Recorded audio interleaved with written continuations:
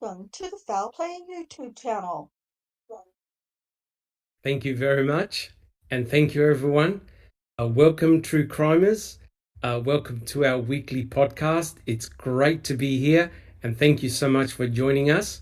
My name is Dr. Silkman, and I'm from the Foul Play team, and it's great to see you all here, joining us on our podcast entitled Reading with the Crew. And we're on part 18 at the moment, and all of us from the Foul Play team want to say a big thank you to each and every one of you for all your kind compliments, suggestions, etc., from this series. We hope that you have learned a lot. We surely have. And again, thank you so much for all your comments. If you like what we do, please subscribe to our channel and let others know in the true crime community as well about Foul Play, the Foul Play team. Subscribe if you enjoy our podcast, what we do. Also give us a thumbs up. That really helps with the YouTube algorithm, and it's a bit great that we can spread our message and our wisdom to many others in the true crime community. As you know, what we're doing with these podcasts, especially for the new people, is that we're reading passages from John Ferak's book entitled The Wrecking Crew. And Neville and I came up with this project a few months ago now, whereby we are looking at selective chapters from the book, and we are reading it and analyzing it here live with you guys in chat.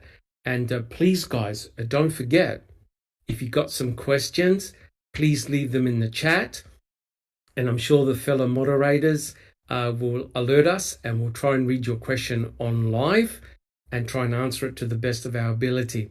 Thank you so much. And just a couple of warnings. It's likely that this particular chapter is going to draw a lot of heat, a lot of passion, and likely a lot of very intense foul language. So just a fair warning. And the other important point is that these represent the thoughts and ideas of John Ferak, right? The actual author of the book.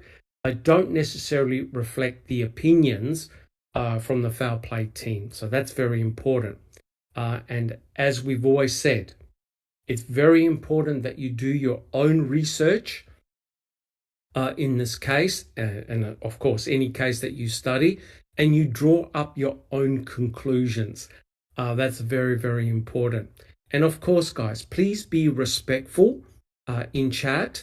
Often we're very fortunate. We have some of the family members involved in this case or cases come to our chat. Please be civil, right? It's very rare that they show up, and we're blessed to have their company in chat, and hopefully they can illuminate us with their wisdom, and because they lived through the events and they're living through it now.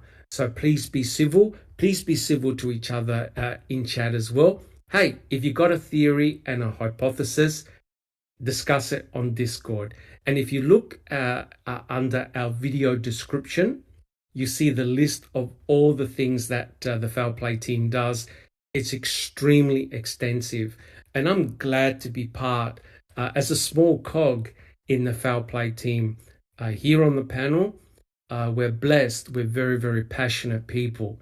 So guys, let's don't waste any time, because I want to get into the reading ASAP. I'd like to welcome my fellow esteemed panel members. Today we have Neville. Neville, how things coming along? Hello, Dr. Silkman, everybody on the panel and in the chat. Things are well. Thank you. Awesome. Thank you very much, Neville. Next, we have Alice. How things coming along? Yeah, thanks. I missed last week's one, but re-listened to it, and just as well you put the forewarning up at the very beginning, because if it was anything like me cursing last week just listening to the podcast, it might be a bit worse tonight. So, Yeah. So I think we need to warn everyone in chat. It's going to be a fiery one, of course. Thank you so much, Alice. And next we have Jack61. Greetings and salutations to everyone on the panel, and hello to everyone in the live chat. Thanks for coming. And this has been a really interesting chapter. Last week was fiery, and it certainly brought a lot of emotion. So anyway, let's have a good one. Awesome. Thank you very much, Jack61. Next we have Just Rhonda. Just Rhonda, how things coming along? Just fabulous. I'm just happy to be here and happy to get started with this new exciting bit that we're going to talk about today. It will be thank you. fiery. It definitely will be fiery. Thank you so much, Just Rhonda. And finally, we have Sunshine Christina. Good to see you here. Hi, I'm so excited that I made it to this. John Ferak's book is a eye-opener, and this was a brilliant idea by Neverly. And like you, I'm just grateful to be part of such a devoted community of people seeking the truth. We all have amazing perspectives to bring to the table, and I think that's the only way we're going to find out what really happened to Teresa Halbach. 100% correct, Sunshine Christina. And of course, we do this series for the memory of Teresa Halbach, right? That's important, not to forget the victim.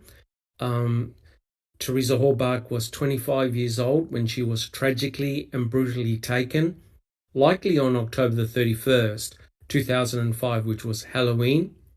And we know, especially for those who are new to the case, both Stephen Avery and his mentally challenged 16-year-old nephew were convicted and charged of first-degree murder, and they're likely going to spend the rest of their life in prison.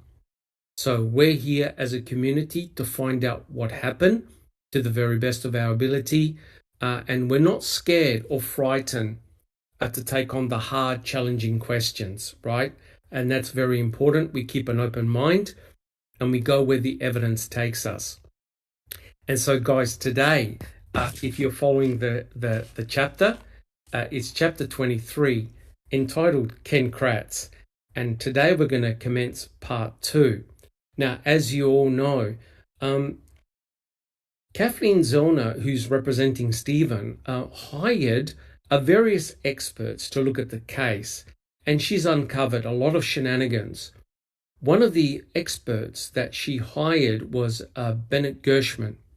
And Gershman is a very high, top-shelf legal professor. He's did a lot of work, I think essentially in New York, and he has a lot of experience basically looking at the work done by prosecutors, attorneys, judges, investigators. Kathleen Zellner hired Gershman basically to give like a scorecard to Mr. Kratz. Mr. Kratz played, as you all know, guys, a crucial role in convicting both Stephen and Brendan Dassey. He was one of the lead prosecutors and attorneys in both trials, right? And as you can see from part 1, Gershman was incredibly scathing. But what we're going to do now is actually continue with part 2, looking at Ken Kratz. And Jack61, if you're able to queue up the very first video. So we got really good feedback from you guys that you really enjoyed the multimedia approach. And so the Foul Play team did a series of little short clips from MAM. And they're on our YouTube channel, and it's most definitely, if you know nothing about this case, check them all out. Check all of those shorts out. They give a really good perspective. And so Kathleen Zellner made a very interesting observation about Mr. Kratz. Jack61, are you able to play this back? Yep. So everyone here in Discord will need to unmute YouTube. You won't be able to hear it. So I'm fixing to get it rolling. It looks like this is a rough, about a 3-minute clip. that we're doing this as a rebuttal. So let's we'll get her going. Here we go. Thank you so much, Jack 61. Thank you so much, Jack 61. Brendan, under the instruction of Stephen Avery, Thank you so much, Jack cuts through 61. Smallbox throat, but she still Thank you so much, Jack 61. doesn't die. I thought that was one of the most outrageous things I've ever seen. Pre-trial, I thought that was just unbelievable. It was so much, they went so much further than most prosecutors. Most prosecutors would have said, you know, she was stabbed. Of course, there's no evidence that she was stabbed. Or she was shot in the head.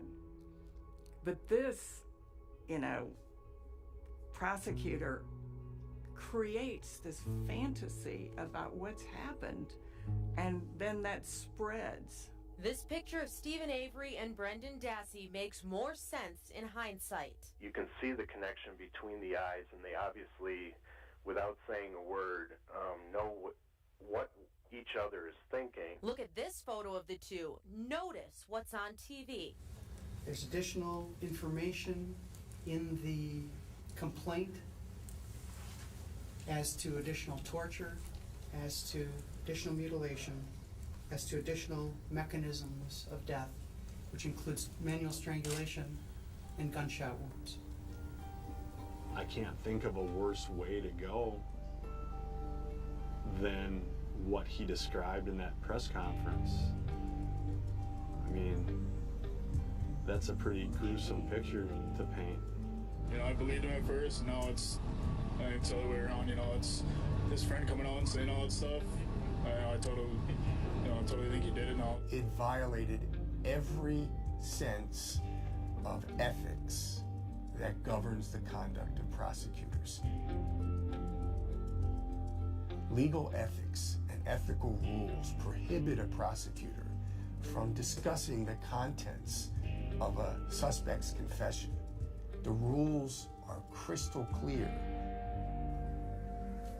Ken Kratz just went way, way overboard here. And he had to know that what he was doing was wrong.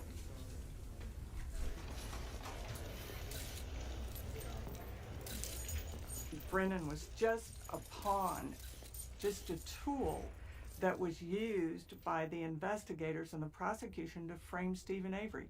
He was another piece of the planted evidence. You know, we've got the blood planted in the car, we've got the key in the bedroom, and we've got Brendan Dassey because they planted this story in his brain and got him to agree with it.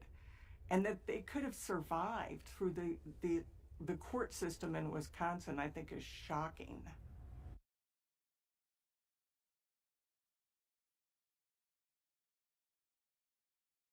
Thank you so much there, Jack 61. I'll just make sure I turn off my volume. I've got too many microphones in my house. Too many Apple products, right? But that little clip was very, very illuminating, and I hope that you found it very helpful. And what Kathleen Zellner said really hit an accord with me. I'll get people's opinions, what they thought about that clip. It's truly amazing. And I think Kathleen Zellner really hit the nail on the head when she said that the state used Brendan Dassey as another form of planting, right? And when you think about it, that's exactly what they did. Because remember, Brendan Dassey was really Stephen Avery's alibi. And hence they could never let Brendan Dassey go. Because if Brendan Dassey said, hey, look, when I was over there with my uncle, yeah, we cleaned up a little bit. We possibly had a little fire to burn some rubbish. And my mother rang me up and said, hey, look, you better come home. It's cold. I went home, played a little bit of games, watched a bit of TV and went to bed. And the very next day I went to school. There's no way the state was going to have any of that. So it goes to show, I and most people here on the panel believe that Paul Brendan is very much a political prisoner for the state, and they cannot let him go. And I was just wondering what people on the panel thought of that rather succinct little clip. Jack 61, do you have any comments or thoughts about that little clip? many because they started off here talking about how the people in the community, after this conference, I think they're guilty. I think that one guy said that he's just guy from the public, and then it goes into I think it's Drizzen talking about the press conference itself and how illegal what Kratz did was, and his words, because it is spelled out. I even put that up, I think last week, a little clip of the. You did. Thank you, Jack 61. At SCR 20.6.3, and then finally, what Kathleen said, Brendan was just a political pawn. That's all he was, and he still is. No Brendan, no Adam, correct. No Adam FL, no Hoodlat swab. Correct. But they used it in Stevens. They used it against Steven anyway. Correct. 100% correct, Jack 61. Thank you so much for that. And there are, and that's why we're all very, very passionate here on the panel, because the number of things that were done wrong by the state is phenomenal. And if I could just quickly add a couple of words before we go on to Neville, I'm following very closely the Idaho 4 case as well as the Anna Walsh case. It's very, very interesting. There are many YouTubers who talk about how important it is for the prosecutors to behave in an ethical manner, and that both state and defense attorneys have to be extremely careful what they say. And in actual fact, the reality is there is a presumption of innocence, right? And it just so happened that both the suspects are called Brian, right? That there has to be a presumption of innocence.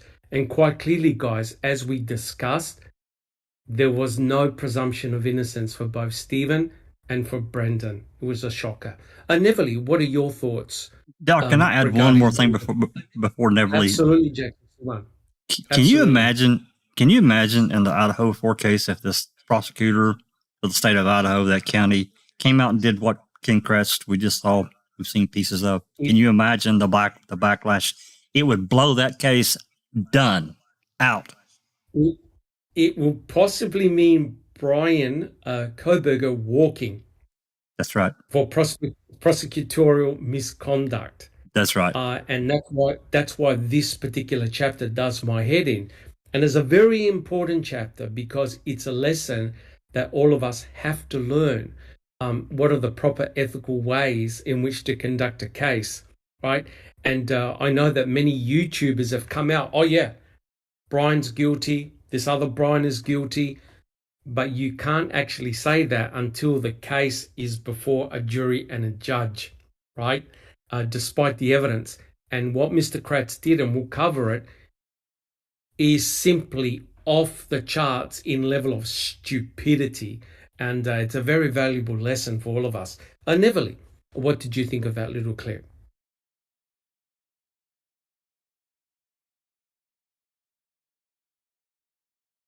Yeah, you need to unmute there, Lady Neville. You're muted.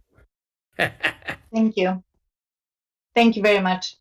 That little clip is still a trigger after all these years. And the more we even remember when we were watching that the first time, I remember where I was and what I was like, what is he doing? And I knew nothing about the legal system, nothing about the press conferences, nothing about the ethical, not to mention moral standards and rules and so forth.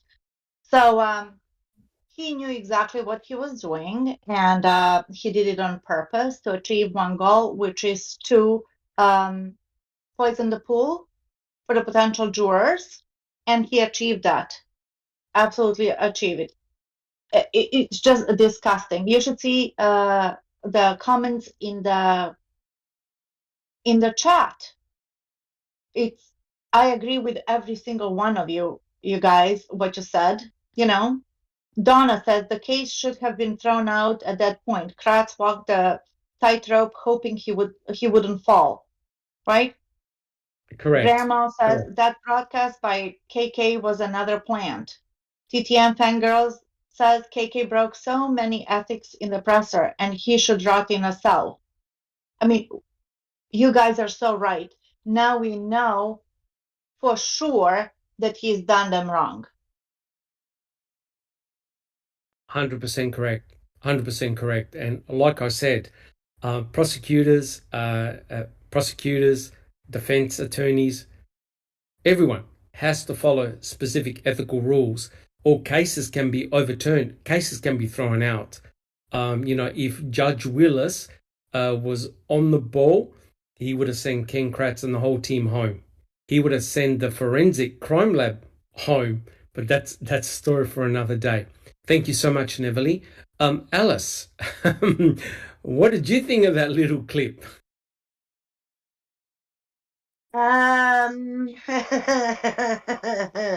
He Tell us what you really think. Cover your ears, peeps.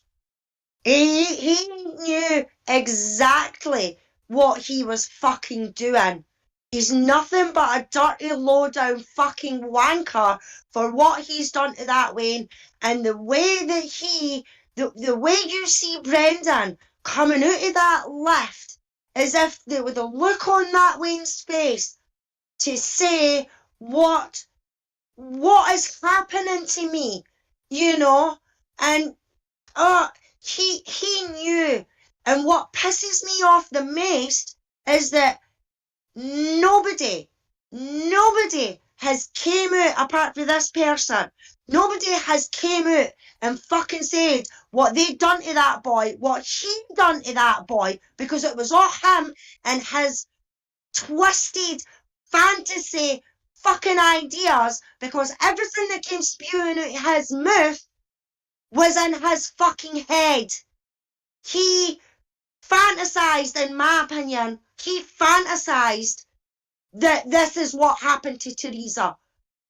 He should never have been anywhere near that trial. He should never have, and the fact that everybody that was supposed to protect Brendan didn't at that precise moment in time. Every prosecutor, every lawyer, whether you were a defense lawyer or a prosecutor, at that time when he made that when he done that conference on the fucking 1st of March, they should have came out and called him out then. And if that had happened, then Brendan wouldn't be where he is today.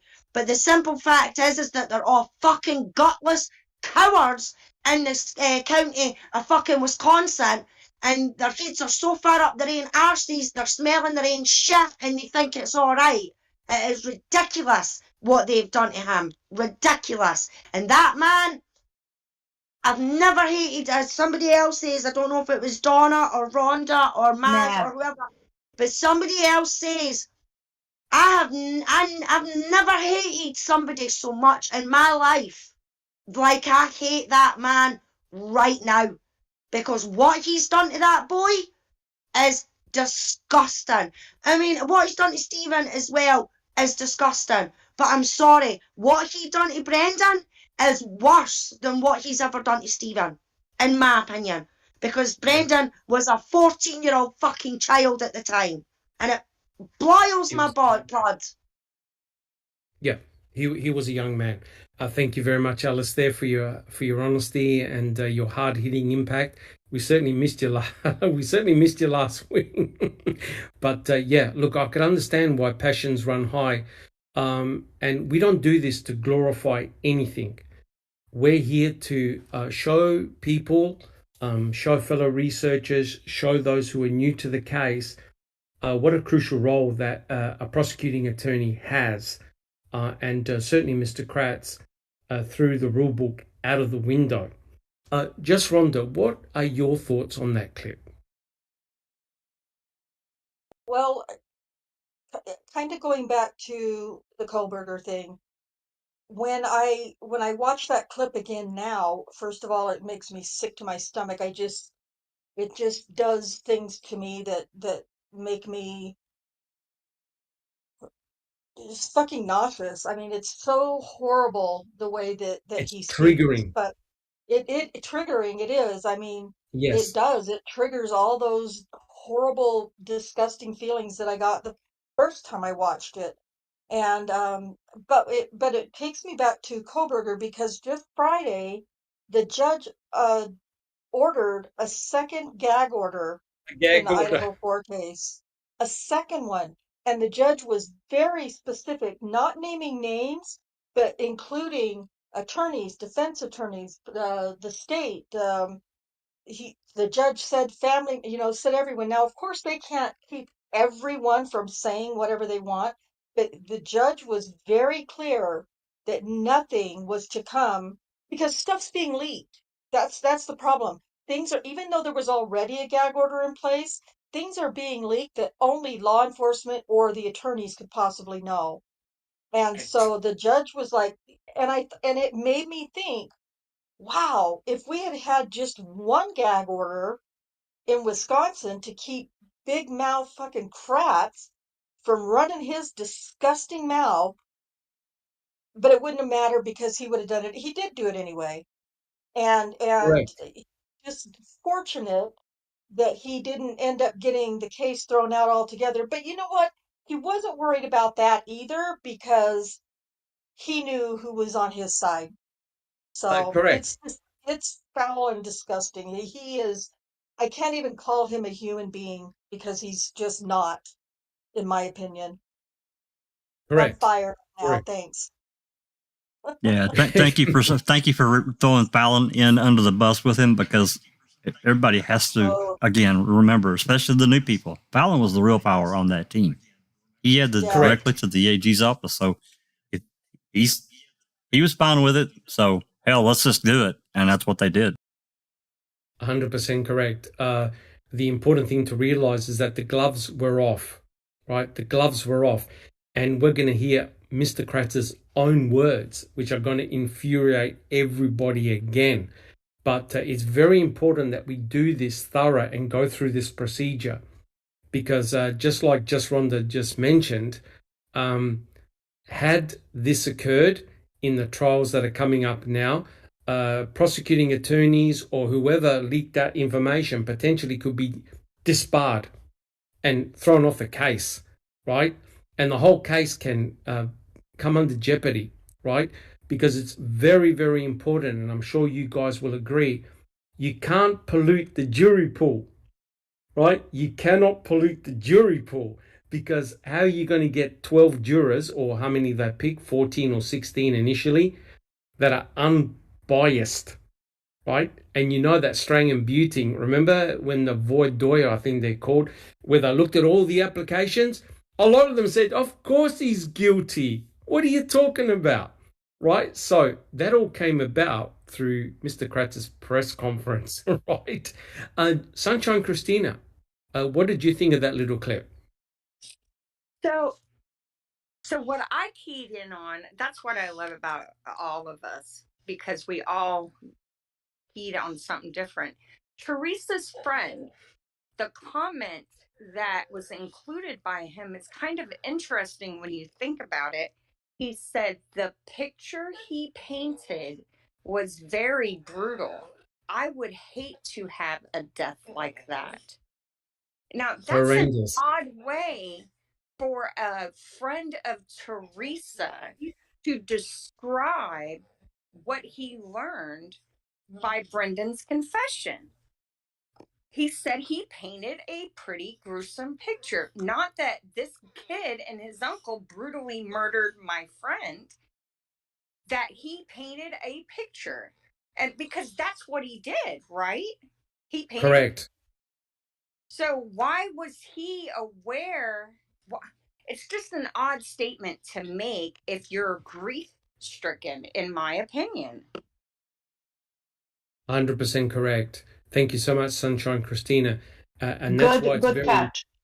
Yeah, and that's why it's very important what a prosecuting attorney, when they hold press conferences, they've got to be extremely cautious in what they say, because once you make that mental image in your mind about what happened to a particular victim, it's extremely hard to erase, right? And, think about it.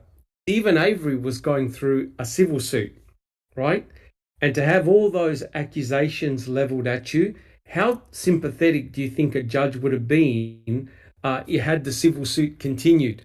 They weren't going to be very sentimental at all, right? So, in my opinion, those press conferences were done for the sole purpose of halting the civil suit that Stephen had going at the time. And yeah, Kratz really needed to be reeled in. But if you've ever had a boss, and I remember my boss said this thing at a meeting, this particular saying, and this is Mr. Kratz to a T, right? It's better to beg for forgiveness than ask permission, right? Totally.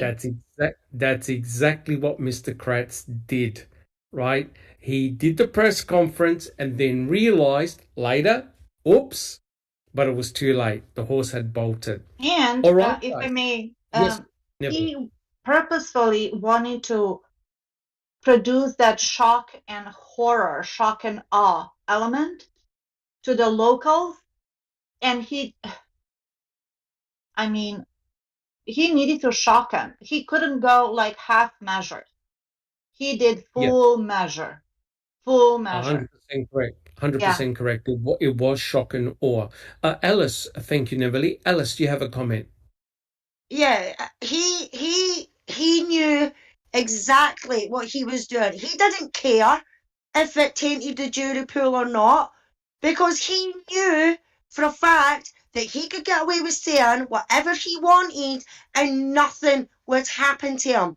That's the problem with this immunity, prosecutorial immunity or whatever it is. Right. That's the problem. And it's not just in Wisconsin. It's in a lot of the states in America and everything like that. But that is one of the main problems. And he knew that he could get away and say what he got away with saying, because he knew that they would either just give him a slap in the wrist or whatever.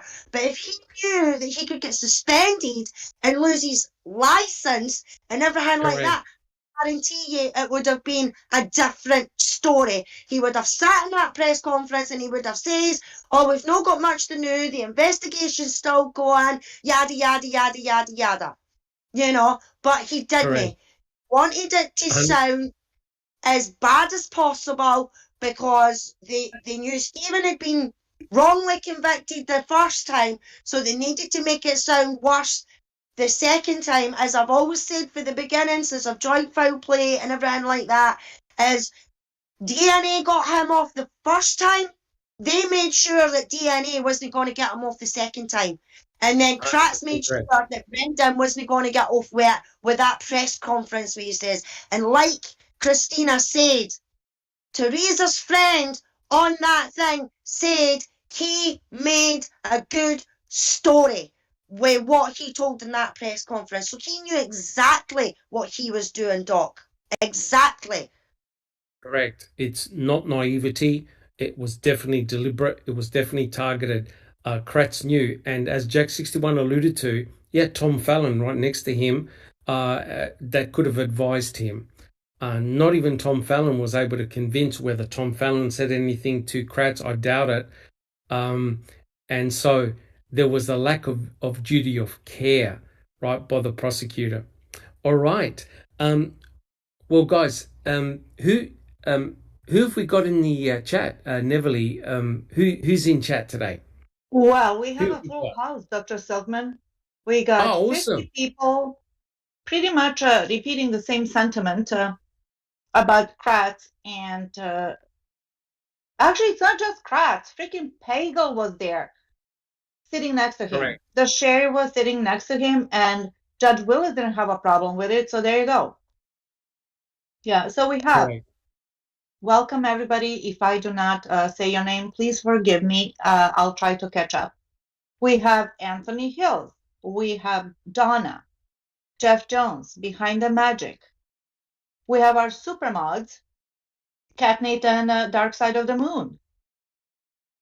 We got Andy B, Don't Go, Anthony Hills, Share, right? We got Jasna, DTM Fangirl. We got a local, which is Gloria Gornatsky, I think is her last name. Pete Moss, hello, my friend. Yeah, I don't recall.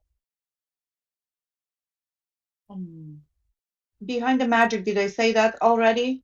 Yeah, I Yes. did. Case 10. Grandmas. We Look got at it Tuco. all. Yes, we got Tuco. Maz, Sila 442. Yeah, we had somebody new coming as well, Michael. Yes. Oh, awesome.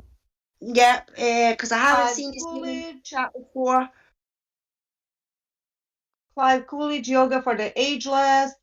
I'm telling you, everybody's here. And you know what? Your comments are on point. On point. And we got T1. T1 is here. It's good to Woo. hear from him. It's good to hear from him. Kansas Foxley. We've got Kay. Maz has joined us. Yeah, Maz is here. Rhonda is. Rhonda is the correct. There's another new person that I saw. I think his name is like Jazz. Awesome. Awesome.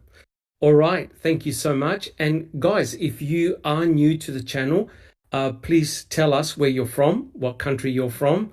I'm from Adelaide, South Australia myself. A lot of my fellow panel members are from the United States. And Alice, where are you from again?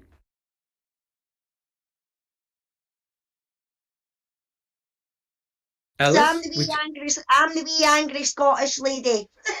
And the angry Scottish lady. Awesome. Awesome. Thank you so much, guys. Much appreciated. All right. So let's commence our reading. Neverly, are you just about ready? It's Jack 61 as well. We'll just wait for Jack 61 to put up page 10. We'll start from page 10. We have gone through this page, half of it, but I think especially for the new people, we'll start reading from page 10 and we'll take it from there. Awesome. Okay, Neville. Jazz Edwards is the new person. Jazz Edwards. Oh, fantastic. Fantastic. All right, guys, let's start the podcast proper. All right. To continue. Deep down, Kratz also knew something the general public did not know. And it was something he very much did not want people and the gullible lapdog members of the Wisconsin press to report. Here's what it was. Quote, Kratz knew that a 4-month police investigation that had conducted at least 8 separate searches on the Avery's trailer, garage, and every part of the property had yielded no forensic or physical evidence to corroborate Dassey's confession, Gershwin said. A prosecutor engages in professional misconduct when he makes unwarranted claims and brings unwarranted criminal charges. Very important. Moreover, in bringing charges that are not legally and factually sustainable, Kratz engaged in professional misconduct for another reason. Prosecutors are commanded, quote, not to prosecute a charge that the prosecutor knows is not supported by probable cause. Kratz knew that he lacked sufficient evidence to charge Avery with the acts described in Dassey's confession. Dassey's confession, as Kratz surely knew, was inadmissible against Avery under the Sixth Amendment to the United States Constitution. Dassey's confession was also inadmissible against Avery because it violated a fundamental rule of evidence barring use of statements that are hearsay. Correct. So as a prosecuting attorney, guys, I don't think I have to go around the panel here. This is something that Mr. Kratz had to have known, right? You cannot claim he was naive, right? He was a district attorney of Calumet County. He would have known that the things that he brought up in the press conference, he actually couldn't say. He could not back anything up with factual evidence. Jack 61. Yeah, back to I'm gonna skip back a page. We'll come back forward. I want to highlight something. especially for the new people. And that's the section here where Kratz knew that a 4-month police investigation and so on and so forth. He's talking about they didn't have anything. And, Gershman said a prosecutor engages in professional misconduct when he makes unwarranted claims and brings unwarranted criminal charges. And for anyone that hasn't read the pretrial documentation, may or may not, or they probably don't know, but as we've read through it many times, Beating and Straying argued many times about what Brendan's statement and these additional charges that were brought against Avery due to those statements, but they had nothing to back it up. But Willis he basically just wasn't having any of it. He just wasn't having it until finally, right before trial. Then finally they decided, oh, well, yeah, okay. And then I think maybe even during trial, I can't remember now, maybe during trial they dropped a charge. But nonetheless, charges were removed from Stephen because they were, and in addition to that, because Brendan was excluded completely from Stephen's trial. The defense wasn't allowed to question it, so they didn't have any choice. It's a real conundrum legally. Absolutely. Sunshine, thank you, Jess61. Sunshine Christina. I want to mention, because like you said, there are new listeners here.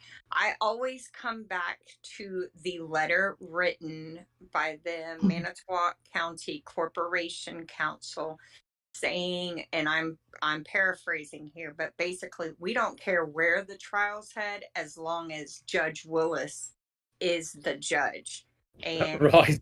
And I think my God. Yeah. And remember, correct. you guys. Yes, Neville. Judge Silkman, is it okay if I just recall something? Yes. Please help me out on this one because I don't know the details per se. But Kratz did this press conference and he described it in such a gruesome, minute detail. He told a story, right? A horrible, nightmarish, horrendous story, like of a sick mind, right? Yet, correct. 12 days before the trial began, the law enforcement had an interview with snitch in prison. Remember that? When they were like asking him all kinds of questions and told him, hey, if you still hear something, please let us know. So they got shit basically 12 days before the trial, yet Kratz is saying all of these things, accusing them publicly. Forget about the presumption of innocence, forget about the fair trial, forget about anything basically, the ethics. And 12 days before, they were relying on a freaking snitch to tell them something. They were still trying to gather evidence, potentially damaging evidence against Stephen and Brendan. Instead of, concentrating on the trial, they were still asking questions. And what's very disturbing, of course, is that Mr. Kratz and others were listening to all of Stephen's phone calls, every one of them. And that actually helped Mr. Kratz derive a narrative. Because remember, there was a joke during one of the phone calls in which Stephen said that he sweated during sex. And of course, what do we get at the March 2nd press conference? Sweat, sweat, sweat, and sweat, more sweat. Just Rhonda, do you have a comment? By Pete Moss in the chat. He says, does anyone know if there's a statute of limitations regarding professional misconduct? I would guess that there is, but I don't know that for a fact. But well, he's got the immunity. Nothing will ever happen to him. Yeah, he's got prosecutorial immunity, and it doesn't matter. Well, I mean, there are things that can breach that wall, And personally, I think that, they pretty much just let prosecutors do what they want. But at the same time, and to answer Pete Moss's question, that is a great question, and I can't answer it. But I think that really has to be something. It's not like a regular crime. That really has to be turned in by, I think, a judge, or get reported by another lawyer or another prosecutor to their OLR, the Officer Lawyer Review or Regulation, whatever the hell it's called, and they're the ones that have to take that and then run with the case. I think that's like right. they did for his sexting scandal when he was raping these women. Yeah. Because let's remember, that's what I was going to say, Neverly. Let's remember, Ken Kratz used his position on the victims' rights board as a fishing pond to Sure he did. to continue to stalk, harass, and sexually assault women, and he didn't get in trouble for that. But I do have to say, if this case was overturned and the truth that was revealed was something so diabolical that they couldn't bury it, potentially there could be charges. But it would have to be like, the stuff we have suspicion happen, but you would have to have hardcore evidence. Yes, you would. And unfortunately, the courts have all pretty much gaslighted and greenlighted everything that was done, not only to Brendan and Stevens thus far. So I think barring a overturning of both of their convictions and clear, intentional, deliberate prosecution of innocent men, I don't think anyone in this case will get charged for what they've done to these guys or Teresa's memory. No, that I agree. I mean, and there is a justice, not just memory, but justice. Correct, 100% correct. But I don't have to say, but there'll be massive ramifications for the state of Wisconsin and also for the prosecuting attorneys if Stephen and Brendan are exonerated. There's going to be a lot of very, very hard questions. But guys, I don't know on the panel if you agree with me, but I think a lot of the blame has to lay with the media and the press, right? Absolutely. That were essentially feeding from Kratz's hand. And he was like a master, and he knew exactly what he was doing. And it's very interesting that, like I said, in the Kohberger case and in the Walsh case, the press are being extremely cautious, and I wonder whether they have learnt a lesson. But it was a free-for-all in Teresa Horbach's case. Jack 61. Yeah.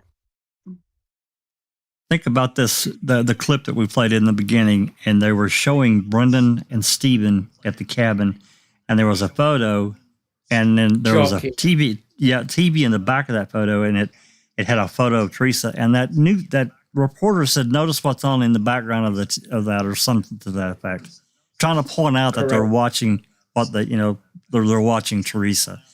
It's such bullshit.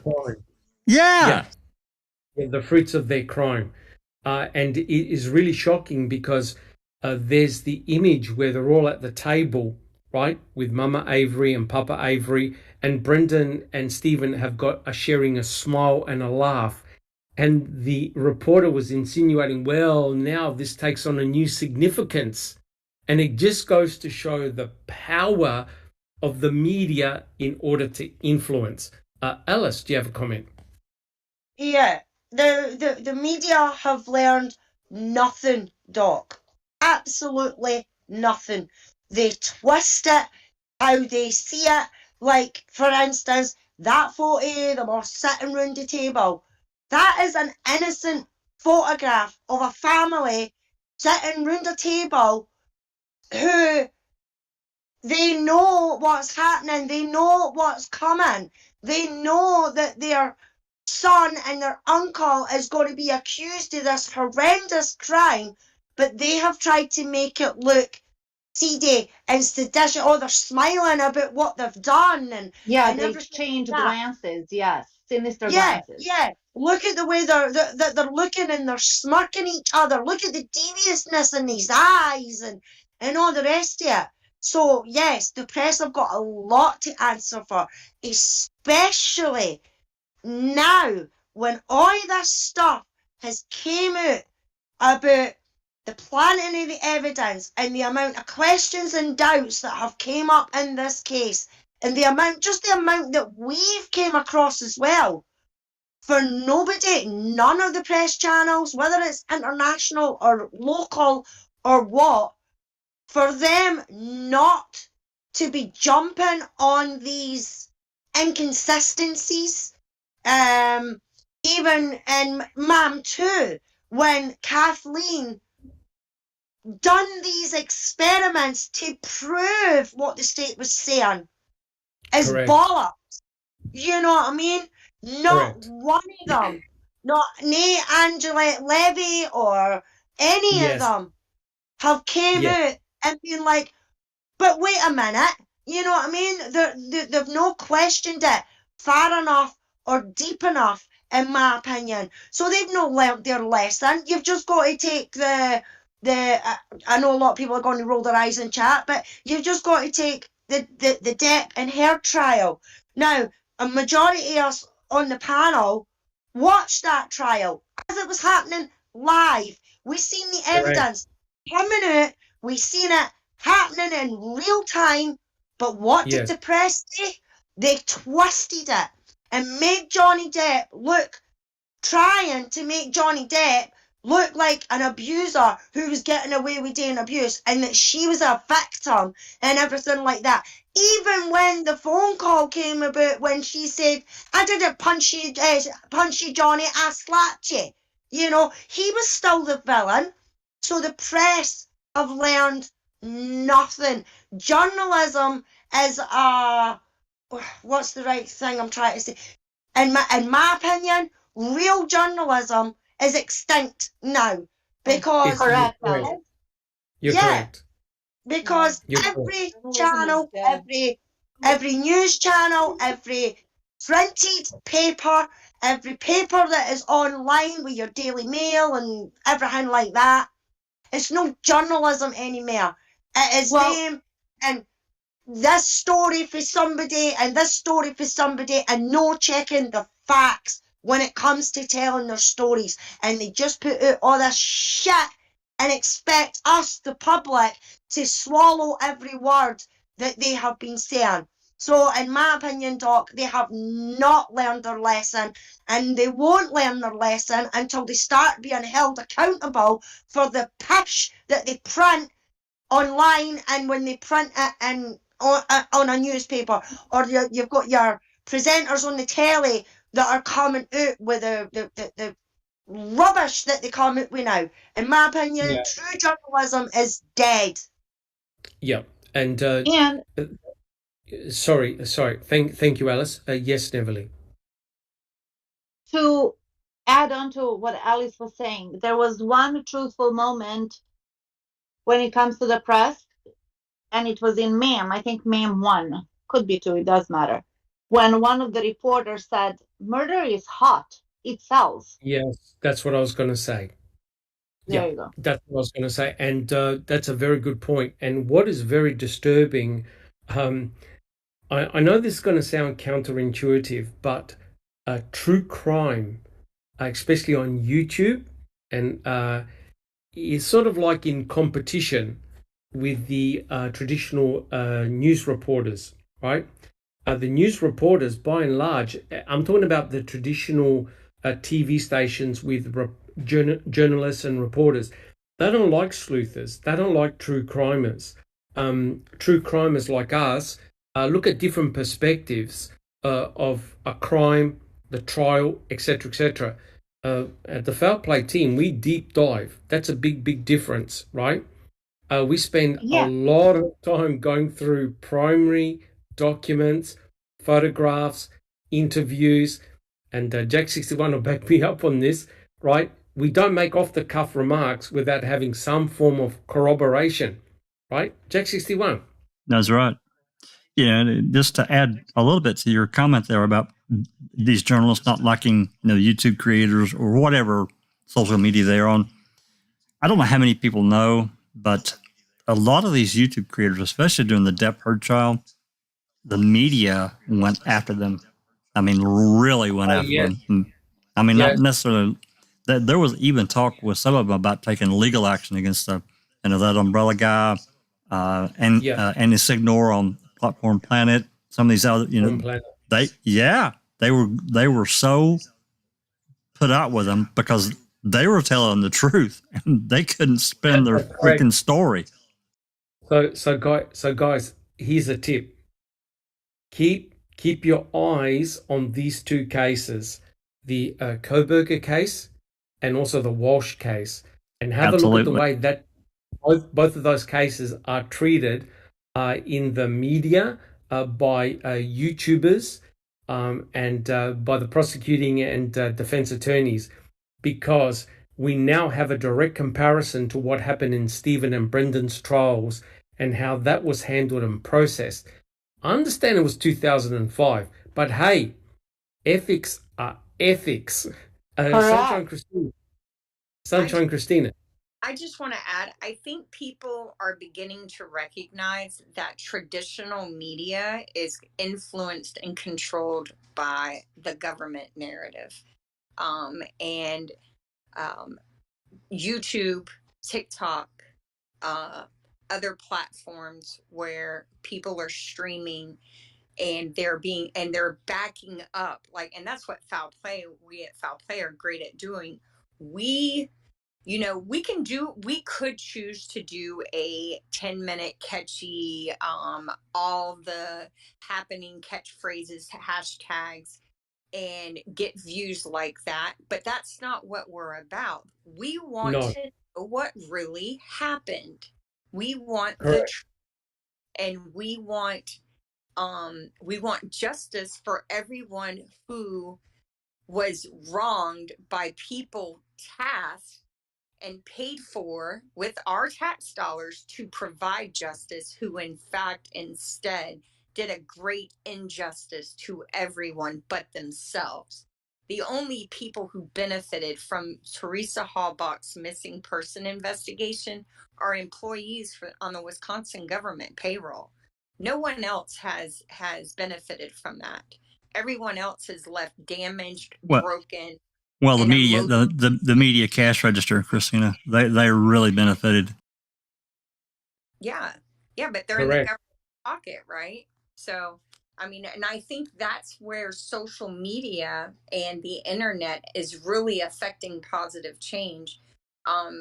One of the other things I wanted to mention is we can't forget that Kratz, Fallon, and Gahn tried to seize the film footage Laura and Maura were reporting, because they weren't. They could tell, and I'm assuming now, but they could tell that Laura and Maura wasn't buying their story. So if they weren't in their pocket, they wanted to shut them down, because either you're going to go with us or you're going to go away, right? And I have mad respect for these two women in BFE, freezing Wisconsin, with nothing. I think they went there with 2 cameras and $5,000 or something, and ended up spending 10 plus years of their life making sure the truth was known, and so I have mad respect for that. Correct. Make no mistake, guys. Making a Murderer was a seminal moment in criminal history. It was that massive, that important, because it has really generated a slew of true crimers. The online community is huge, and regrettably, the online true crime community is highly varied, from professional to crackpots, and that is the main problem. From, like I said, from professional people to crackpots. And if I could just have a very quick word before I introduce Jack 61, I've noticed now that a lot of the true crime community and YouTubers are actually ex-law enforcement officers, detectives, and they get in professionals in their field, be it DNA, forensics, criminal profilers. They've really upped the ante, right? And it's amazing that even law enforcement now are caught up in this wave of popularity regarding true crime. It's truly a game changer. Jack 61. Talking about making a murderer, and of course, this is where a lot of people got really introduced to the legal system.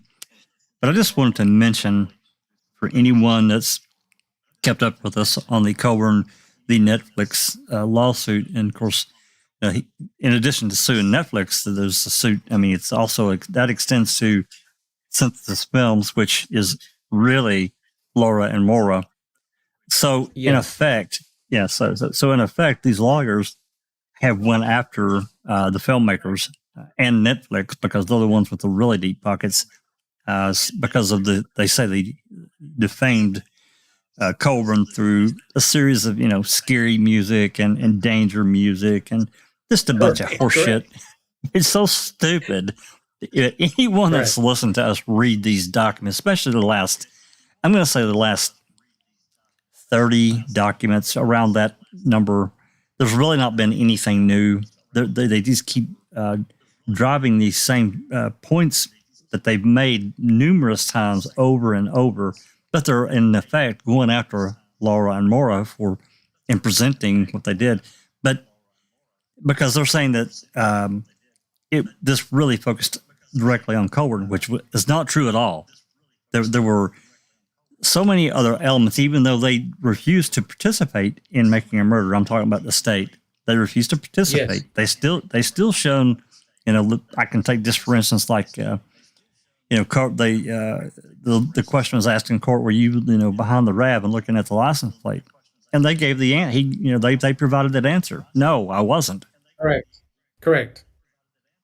So they're again, they're trying to, we're talking about lawyers now, but it's still the same effect. I just wanted to point that out, this connection of another professional people, lawyers, going after these filmmakers for telling what happened.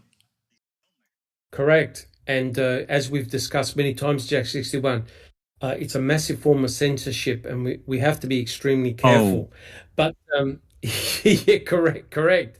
And that's why the Coburn series that you're doing in Open Mic is so important. It really is crucial. And I'd just like to welcome TJ Anderson. And also thank you to Rhonda SD, who's become a member for 6 months as a foul play lover. Thank you so much. Very much appreciated. All right, Neverly, shall we continue? We're only on page 2. Hey, we're doing great. We're doing very great. Okay. But what was Kratz's motivation in holding a press conference making inflammatory assertions against Avery, knowing that he was saying was not true? Quote, that's the ultimate question. So he knew he was sprouting bullshit. So the question is, why did he do it? Continue, Neverly. Quote, he lacked probable cause, indeed, any factual basis whatsoever to file his amended complaint charging Avery with the additional crimes of sexual assault and torture, and then publicly announced those new charges to the world. In my opinion, Kratz brought these new charges against Avery in bad faith. Bad faith. He knew he would not be able to present these facts against Avery to a jury, as demonstrated by his decision to drop the sexual assault and kidnapping charges on February 2nd, 2007. Which was what Jack 61 was talking about. Yeah. How they dropped those charges. He disclosed these facts publicly, knowing that they would be heard by prospective jurors and used to prejudice Avery. By charging without a proper factual basis and then representing in official court documents in his public statements. Sorry. That's on page 12. That those charges were validly brought, Kratz engaged in fraudulent, dishonest, deceitful, and misleading conduct. Amen. So here's the question, right? If a Bennett Gershman saw this, how come Judge Willis accepted Kratz's bullshit? That's the question I'm asking. Jack 61. that is the question right there. And, you know, as I talked about earlier, anyone that's read through the pretrial documents, and I know many of us here have in the live chat, and those that, you know, will potentially listen to this, this podcast, have read through the many motions that Beating and Strang brought about these statements, these coerced statements that Brendan made and then used against Avery with no factual basis. They argued this for months, and it's like it's really like, I think about it now, and I know this is the wrong thing, but it's like Willis is sitting there with his fingers in his ears. Even the press conference, it was the same thing, because it was so far out of bounds. Beating, if I don't know if you guys can remember it, but there's a scene. Strang was on the case, and Beating. I'm not sure if he had joined yet, or maybe had just joined, but really wasn't involved in this show yet. But Beating watched that press conference, or Strang did, and it showed him, and he was completely blown away by it. I think they all were. I think everyone was, really, because correct. You know, you hear Kratz spouting all these things as truth to the media, which again, that goes to the jury pool. How Willis? You're so right. How could Willis just ignore that? And he did. Correct. And was even talk right at the beginning that either Strang or Beating was going to represent Brendan. Remember? But they thought against it because the Stephen Avery case was so voluminous. Yeah. They went together as a team of two rather than only one. Because remember, the state has got unlimited resources, and the state had 3 prosecuting special attorneys. They would have had no hope in hell if they only had one. So lucky Strang and Beating co-worked together. Otherwise, it just would have been absolutely awful. Alice, do you have a comment? Yeah, just a comment from myself, Doc, but there's also guys in chat that says something. My comment is, and I picked it up on last week's podcast when you were going on about when Kaczynski gave away his Brendan's first lawyer, gave away his preliminary hearing.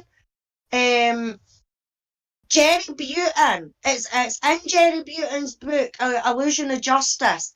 When Kaczynski came over Brendan's case, Jerry Butin went to Kaczynski and said to him, look, his first lawyers never did this for him, so you have to do it for him, you know. So even then, Jerry and that were still trying to look out for what was happening to Brendan, even though they were taking Stephen's case, you know.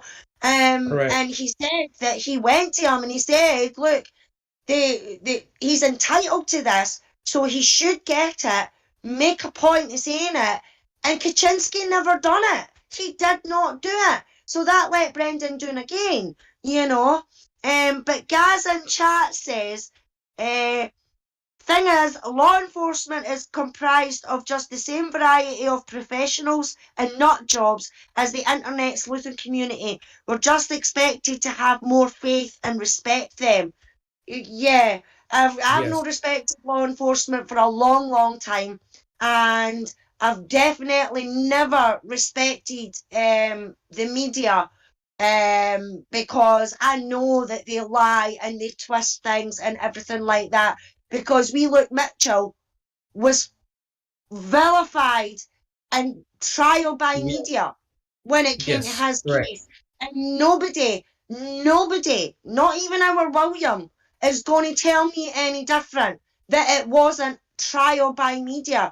They vilified that child from the 3rd of July right up until he was charged 18 months later. And then when he was charged, that's when they weren't allowed to say anything, because he was in court proceedings from that point on. But before then, that lad was in the news every single day. He was in every paper, every channel, everything like that. So I have no respect when it comes to the media, and I've certainly no respect for when it comes to law enforcement, because some of them, not all of them, I'm not saying all law enforcement is the same, but it only takes one bad apple to spoil the barrel, you know.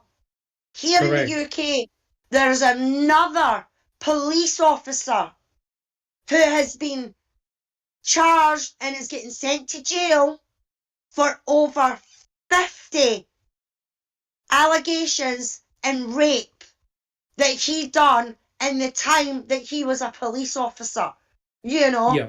So Yeah. now I have no respect for police officers. I have no respect, definitely, for any media outlets or anything like that, because the power goes to their head and they think they can get away with it, you know, and it's just not how it should be done.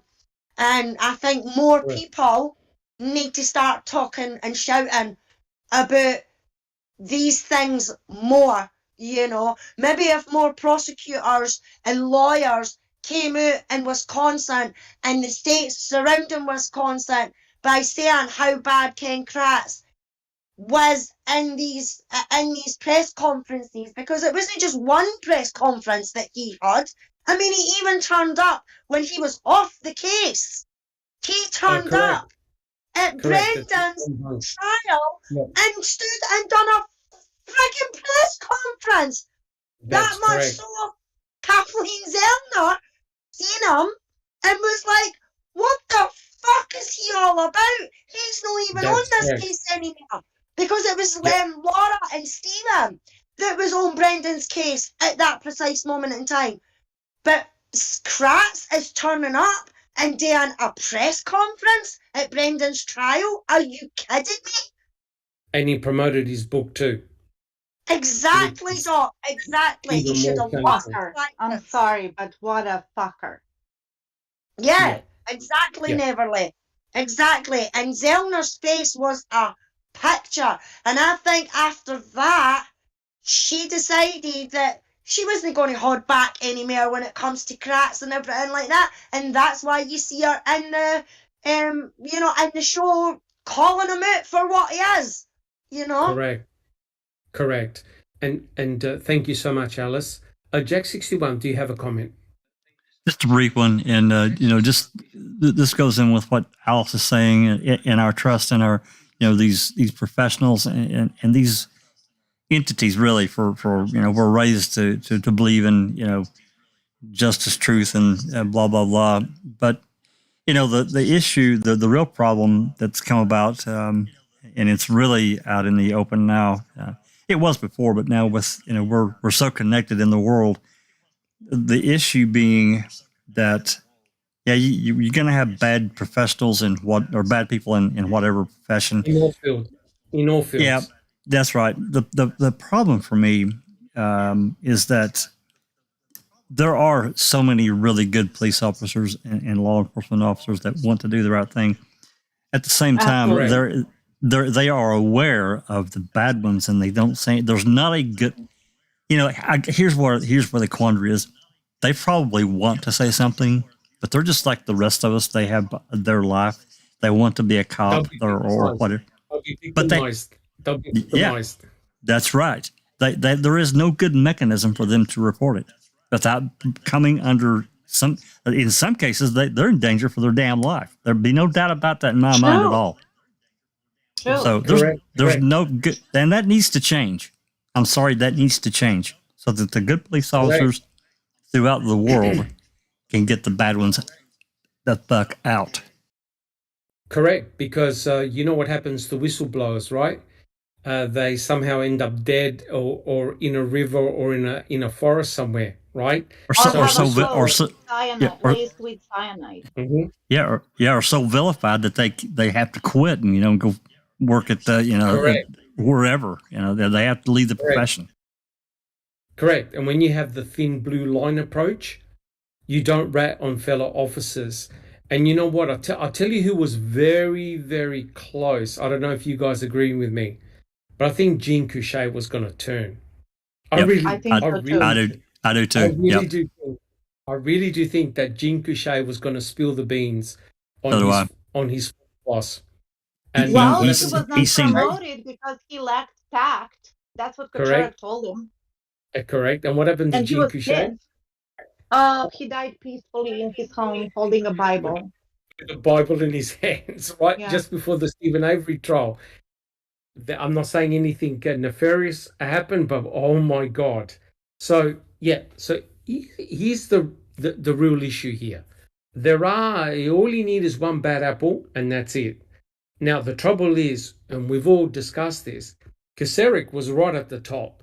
And so when Kacerik was the boss of the MTSO, if he was rotten to the core, he would have had his lieutenants below him who were loyal servants. Do you understand? He never would have employed anyone that went against him, against his wishes. And it's very interesting that the main players of Kacerik's team were still around in Stephen's murder trial, the murder of Teresa Hallbach. The main players were still there. Bushman, right? Peterson, Herman, all those guys from the past were still there. And those depositions are so damning. All right, so Neville, would you like to continue reading? Yes. We're on page 12. Thank you, guys. In fact, Kratz's behavior in the case was so far over the top that he, quote, thereby violated the attorney's oath by advancing facts prejudicial to the reputation of a party without any legitimate reason by law or justice to do so, Gershman's affidavit notes. It is one thing for a co-defendant like Dassey to make allegations that implicate himself and others. It is a far different thing for a prosecutor not only to repeat those statements publicly, but also to endorse them as the truth, particularly when there is no factual basis to confirm their validity. So in other words, sorry to interrupt, Neville. In other words, let's think about this and let's be honest and sincere. Mr. Kratz speculated at the press conference, and people that were listening to Mr. Kratz took it as truth. Notice the difference. As gospel, yes. As fact and gospel truth. And as a consequence of that, it turned people in society who initially thought that Stephen and Brendan were innocent to now full on guilt. Right? Now, like I said, we have been following a little bit about the Kohberger and also the Walsh case. If any prosecutor says the same type of things now out of court, all hell is going to break loose. Yet Mr. Kratz had a license to do whatever he wanted. Amazing. Continue, Neville. As a matter of fact, the second gag order that was issued by the Idaho court kind of pertained to the public defense attorney for Kohberger that was in Pennsylvania, across the country. Yes. Across the country. So he is actually putting a gag order on everybody, including this defense attorney for Kohberger while he was in Pennsylvania. So it's not just local. It's look at the power that a judge holds. Oh, that's correct. But you know, the judge is so important, guys. The judge is meant to put a lid. The judge is meant to put a lid on everything, right? And it's pretty obvious that people like Kratz and Fallon and Garn, they were controlling the judge, not the other way around. Yeah, not the other way around. Jack 61. Just a brief statement to that. that it is true that the judge is his word is final. However, with that said, the prosecutor's charge is to ensure that the investigation and the trial is fair for both sides. Correct. And that's what they're supposed to do. And of course, that was not even that wasn't anywhere in Kratz's orbit or any of them in the Avery and Dassey cases at all. 100% correct. And remember what Judge Willis said. I think it was when Ken Kratz acted like a 2-year-old and threw the toys out of the cot in regards to the hearing of the voicemails. Remember the officer who came from the telephone company and was going to talk about the voicemails, and Kratz literally got the judge to throw everybody out of the courtroom. And the judge even said, how are we going to make this bias case even less bias? Remember? So even the judge knew that the case was doomed right from the get-go. Yet Judge Willis never did a damn thing. And that's unforgivable when you think about it. And Neverly, would you like to continue? Sure.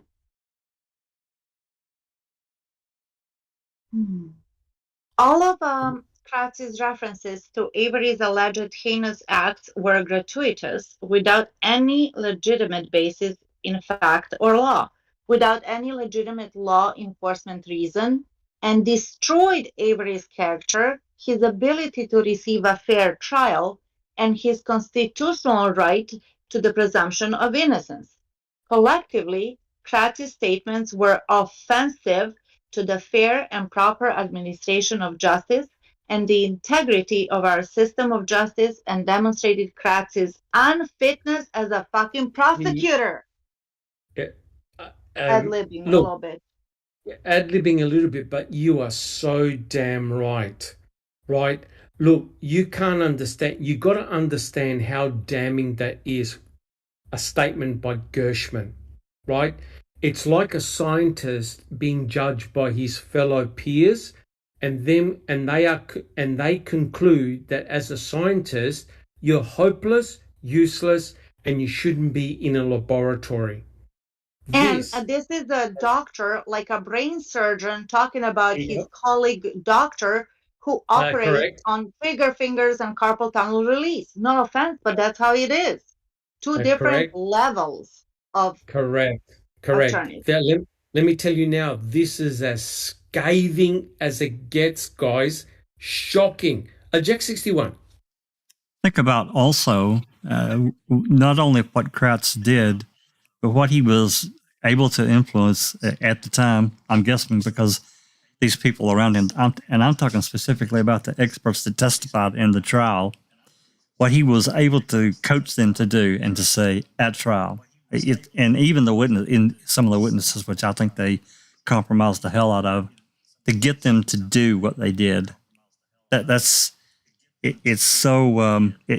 makes my brain, it doesn't work in my brain. That kind of thing doesn't work for me. It makes me stop and back up and say, what the fuck are you doing? You can't do that. It's wrong. Because you're not doing it. Yeah, you're not doing it for Teresa. You're doing it for you and the state. Okay. Thank you, Jack 61. I want to go around the panel, just a simple yes or no. And even in chat, please answer this question. Do you think the truth was uncovered in the Stephen Avery and Brendan Dassey trials? As in, do we actually know what happened to Teresa Halbach? Yes or no? Alice?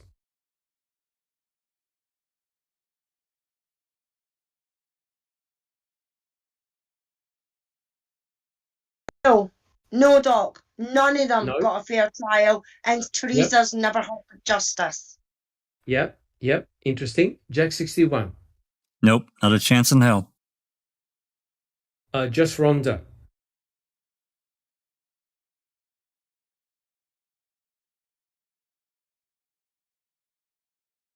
She's probably riding the bicycle.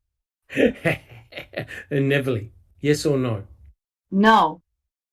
Yeah. And I think everyone in chat so far said no. Guys, let me just tell you that that is completely unsatisfactory, right? How on earth can you have two full trials, one of which went for weeks, and we still got no idea what happened to Teresa Halbach? And I'll prove it to you that that is indeed the case, right? When we do continue with the reading of this chapter, you will not believe the shenanigans of Mr. Kratz on what he did next. Jack 61. Just briefly, and we think about it now, it's really an unfair advantage, but we know as a group and as many that have followed us and others that, in their own communities followed this case, there is so much factual evidence that the jury never got to see or hear. It's there. And it's so clear. If they would have got to see and hear some of this stuff, I just don't see how in any shape, form, or fashion they could have ever come back with anything other than not guilty for both of them. There's just no way. Oh, 100% correct. And that's why I believe that the judge and the jury were manipulated by Kratz, Fallon, and Garn. And they did it in an expert manner. They knew exactly what they were doing. And furthermore, guys, they were able to do this in two trials, Stevens and Brendan's. It's got to be one of the most shameful periods in Wisconsin law. Or maybe that's typical of what happens in Wisconsin. I do not know. And look, when you've got people external to Wisconsin who can look at all the documents like us, and you have someone like Gershman and his esteemed quality, absolutely blast Ken Kratz into orbit, then you know that something is not right. You know that something is definitely wrong, right? Guys, everyone can see it except Mr. Kratz. Neverly, would you like to continue reading? Yes, and you know what? This is the power of the sleuthers, like us, let's say. We are not merely satisfied what's presented to us in a documentary, in a movie, or in the news. We're not. And this is, 6 years later, here we are dedicating our precious time, because you cannot buy time, you cannot turn the clock back, we are willingly doing all of this. So I'm sorry, but I think that we should, all of us in the chat and the panel and all the other communities, if you're doing it for the truth and for the justice, pat yourself on the back. Well done. Correct. 100% correct. Well said, Neverly. And we welcome Jamie Hart. Thank you for joining us. You're correct. Look, the foul play team wouldn't have lasted not even a week if we just relied on rubbish and speculation and just doing things for getting clicks and likes. We wouldn't have lasted. We're approaching 4 years because we have remained consistent in our message. We go where the facts go, all right? And we're on a fact-finding mission. We want to know the truth, right? And the fact that the truth still hasn't been shown or known in Teresa Halbach, in the murder of Teresa Halbach, in 2 trials, is completely shocking. Neverly, would you like to continue reading, please? Yes, and this is why I cannot wait for the trials for both Bryans, Koberger and Walsh, because I would like to see the debate, what each side has to present, and then decide for myself. I do have my personal opinions, but I really would like to see, because you know what? It would be also kind of a justification, what we've learned and what we want to believe, that this system, when it works, is brilliant, but when it doesn't, like in Stephen and Brandon's case and in Teresa's case, it's just atrocious. Correct. But the disturbing thing here is I honestly believe that the state did not want the truth out. The state were not interested in the truth. Right, Jack 61? Right, guys? The state were interested... Destroying freaking evidence each time. That's right. Destroying evidence, taking away And evidence. Correct. Alice, do you have a comment? bending Yeah, rules. yeah. There is no way on this planet that Kratz and that thought that this would get the attention that it got. They thought that they got their man and they were the big enchiladas and everything like that, and they thought it was going to make them money and all the rest of it. They underestimated just how much people would be interested in this case. And there is so many of us that have picked this case apart bit by bit by bit by bit, and they are running scared, and that is why they are never going to admit that they're wrong. That's why it is going to take a judge, a decent judge, to finally come out and say these cases, both of them, especially Brendan's, is a load of crap, and these two men should be set free right now. And that's what it's going to take. But it's no, because as you say, they've destroyed evidence. Every time something new has came out about this case, they've destroyed evidence. They've broke their own laws. Or given it away. Yeah, they've broke their own statute laws. I mean, they're quick enough at getting onto Kathleen Zellner about the laws of Wisconsin and how she can't use it here and she can't use it there and she should know what she's talking about. Pot calling the fucking kettle black is what I say to that, because they have broken their own laws numerous times when it comes to this. Correct. When it comes to this. Yeah. And they keep pushing and pushing and pushing and pushing. Well, it's about time a judge actually stands up and calls out Josh Call and all the fucking rest of them and turn around and say enough is enough and set these men free. What you have done is disgusting and ridiculous, and it's no continuing anymore. And I hope to God we've got what day are we on, the 22nd? Well, I'm on the 22nd now. So we've got, 4 days, 5 days until Kathleen Zellner has to put in her rebuttal to what the state put out. And I cannot wait. I hope she rips them a new one like she has done before and before. But you know what's going to happen? They're going to want to come back something else. Because the state's going to want to come back and reply to this new one. So we're going to be teeing up into maybe the summer of next year, with the state going backwards and forth. It's time they flung in the fucking towel and said enough is enough. 100% agree. 100% agree. Thank you very much, Alice. And I'd like to welcome, who have we got? We've got Ruth Robinson and Michael Patterson, who's joined us. Thank you so much. Really appreciate all your comments. All right, let's continue reading, Neville. I mean, you guys in the chat, you rock. I've never seen such comments on point, every single one. Everyone's fired up. Fired up, yeah. Yeah, all right.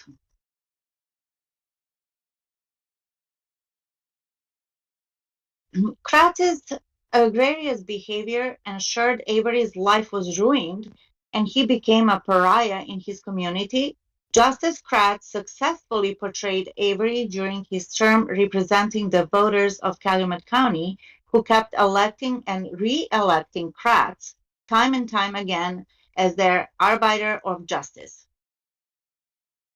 Although the prosecutor is allowed to prosecute with earnestness and vigor, and may strike hard blows, he is not at liberty to strike foul ones, Gershman said.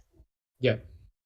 Constitutional and ethical rules impose a special obligation on prosecutors to serve and vindicate the truth and administer justice.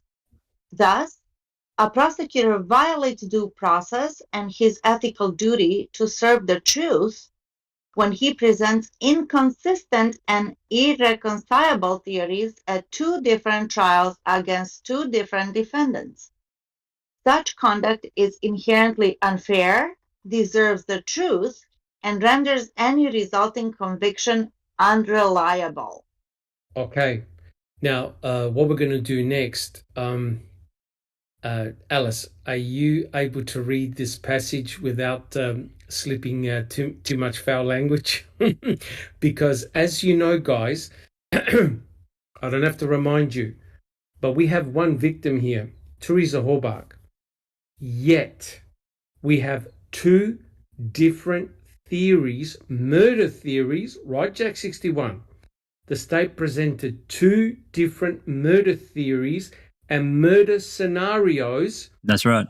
In two different trials, and the prosecuting attorneys were successful in convicting Stephen and Brendan for life in prison on two different theories, two different murder scenarios in two different locations on the same victim, although Brendan and Stephen were meant to be together. I've On never two different seen timelines, yeah, but they were yes, together. I've never seen anything like it in my life. Now, Alice is about to read this. Now, keep in mind that Mr. Kratz wrote a book, and we'll talk about that after. This is what he wrote in his own book. You know what, Alice, can you please read the entire lot? Now, guys, get ready. This is very important. Alice, let's go for it. Yep, sure. I have one major regret in my prosecution of the Hallback case, and that is the press conference I gave on March 2nd, revealing some of the graphic details contained in Dassey's criminal complaint. Making a murderer seems to imply I loved and often courted the media, which wasn't the case at all. Other than that, on March 2nd, I gave only one other short press conference during the 18 months the case was pending in court. 15 months elapsed between charging Stephen Avery and going to trial. And I spoke twice to the media during that time.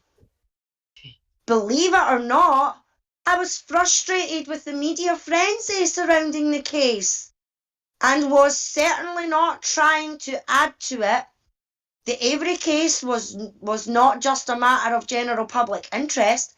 It had become a full-blown media circus, and over the previous months, the defence team had taken several opportunities to publicly trumpet their defence that Stephen Avery, local celebrity and poster child for the Innocence Project, was the victim of police misconduct and framing. The rules of attorney professionals' conduct allowed me to make whatever public statements were necessary to cure the defence's attempts to prejudice the potential jury pool. Oh my God, why didn't you read this talk?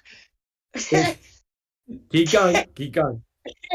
Given that, I hoped speaking about the details of the Dassey complaint would counter the poor Stephen narrative advanced by Strang and Butin, and ironically, I also hoped it would be enough to prevent the media from sharing even further salacious speculations. Oh my God. In retrospect, I wish I had simply released the Dassey charging document and said nothing at all. The results would have been the same given the media climate of the case, except it would not have been my face telling the story. It would have been the better choice. But I lose no sleep over my prosecution of Brendan Dassey. I was a prosecutor with a dead young woman and her surviving family for which to pursue justice.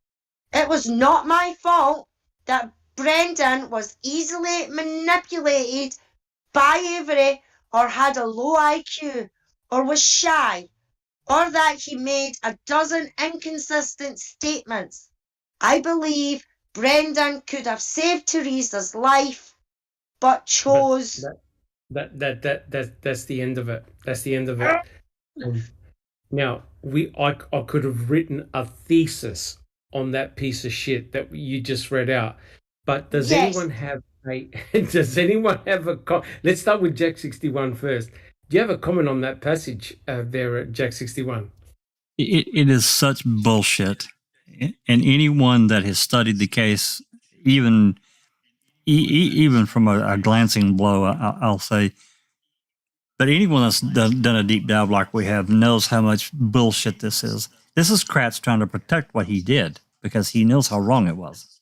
He knew when he did it, it was wrong. And even back, he made a statement, and I don't know if we have it on film or not, something that in 64 maybe has captured, but he even said that he was allowed to do this because Stephen was, lambasting law enforcement or whoever, saying that he was being framed, and this was they're allowed to, the state's allowed to counter that. However, Stephen had been saying these things from the very beginning, that he waited. Kratz didn't say any of this stuff until he says he used this Brendan as a way to counter that.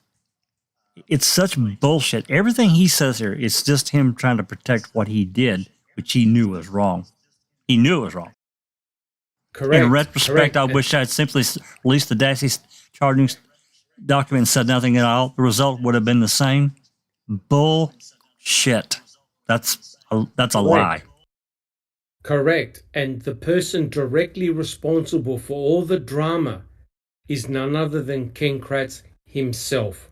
That's right. Right? And now he's trying to say that all he should have done was given the press release, the filing that he did to the press, because he wanted to prevent more salacious content being distributed.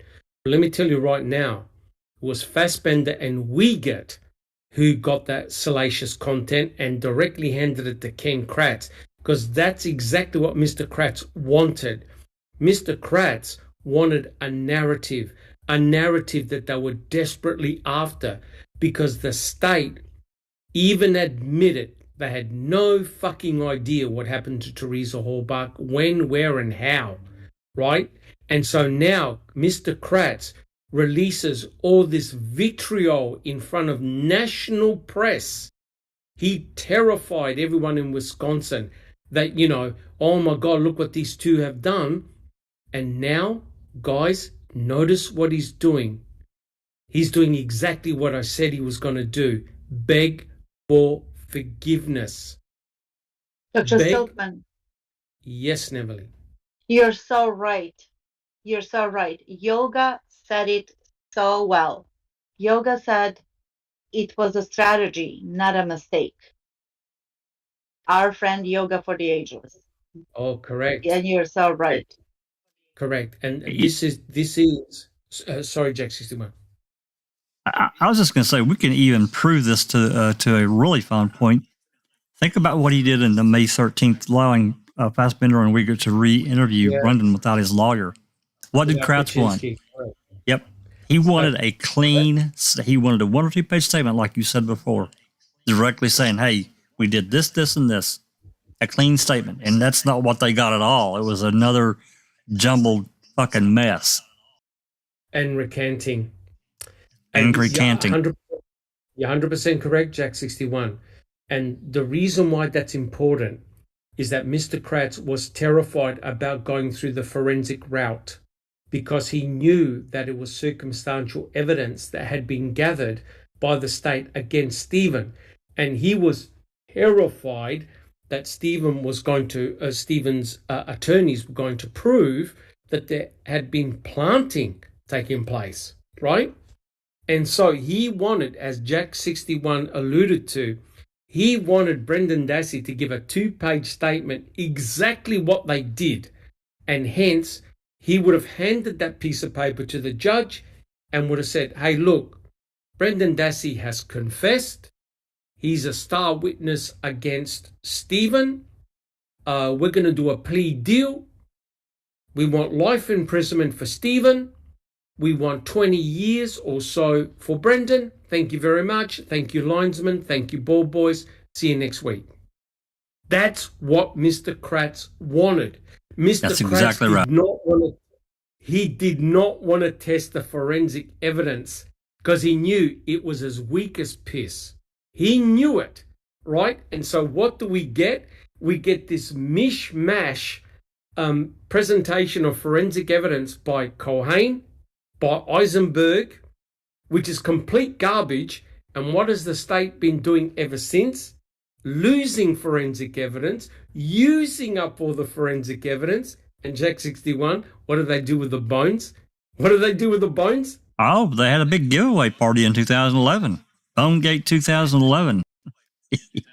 And you go to any of these YouTubers that have got professional law enforcement and forensic scientists.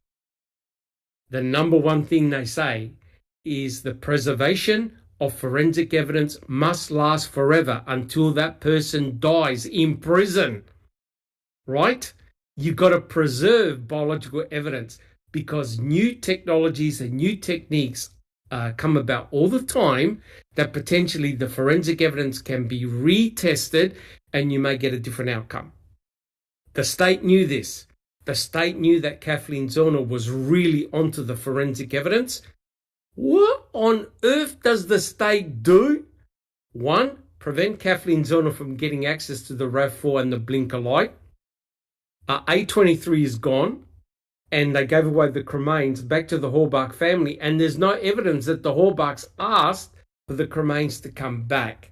So one can see Mr. Kratz, in his own words, is now asking you and everyone in chat for forgiveness. So let's go round the table. Do you forgive Mr. Kratz, yes or no, for doing the press conference? Alice. Hell fucking no. Jack 61. Not a chance in hell. Just Rhonda. Fuck no. Neverly. Fuck no, indeed. Right. So quite clearly, the consensus is, Mr. Kratz, what the fuck are you actually doing? You caused the carnage in the first place, and now you're asking to be forgiven, and you've now admitted that the only regret was the March 2nd press conference. And notice what he said right at the end, right, Alice? He goes, I lose no sleep over my prosecution of Brendan Dassey. Alice. Yeah, that really, I mean, I don't know why you made me say that, Doc. You made those words come out my mouth. I need to go and wash it out now. He doesn't lose sleep. He's never lost sleep over anything that man has done. He's in my opinion, he's not even lost any sleep over the trauma that he's put the young women that he was sexting and everything like that. You know what I mean? Correct. He doesn't lose sleep over nothing. You know, and that is the problem. I guarantee you, if that immunity wasn't there and his ass was on the fucking line, that he was going to lose his license and everything like that, I guarantee you it would have been a different story that was in this fucking book and that was coming out of his mouth. You know what I mean? He's got no morals whatsoever, that man, at all. Correct.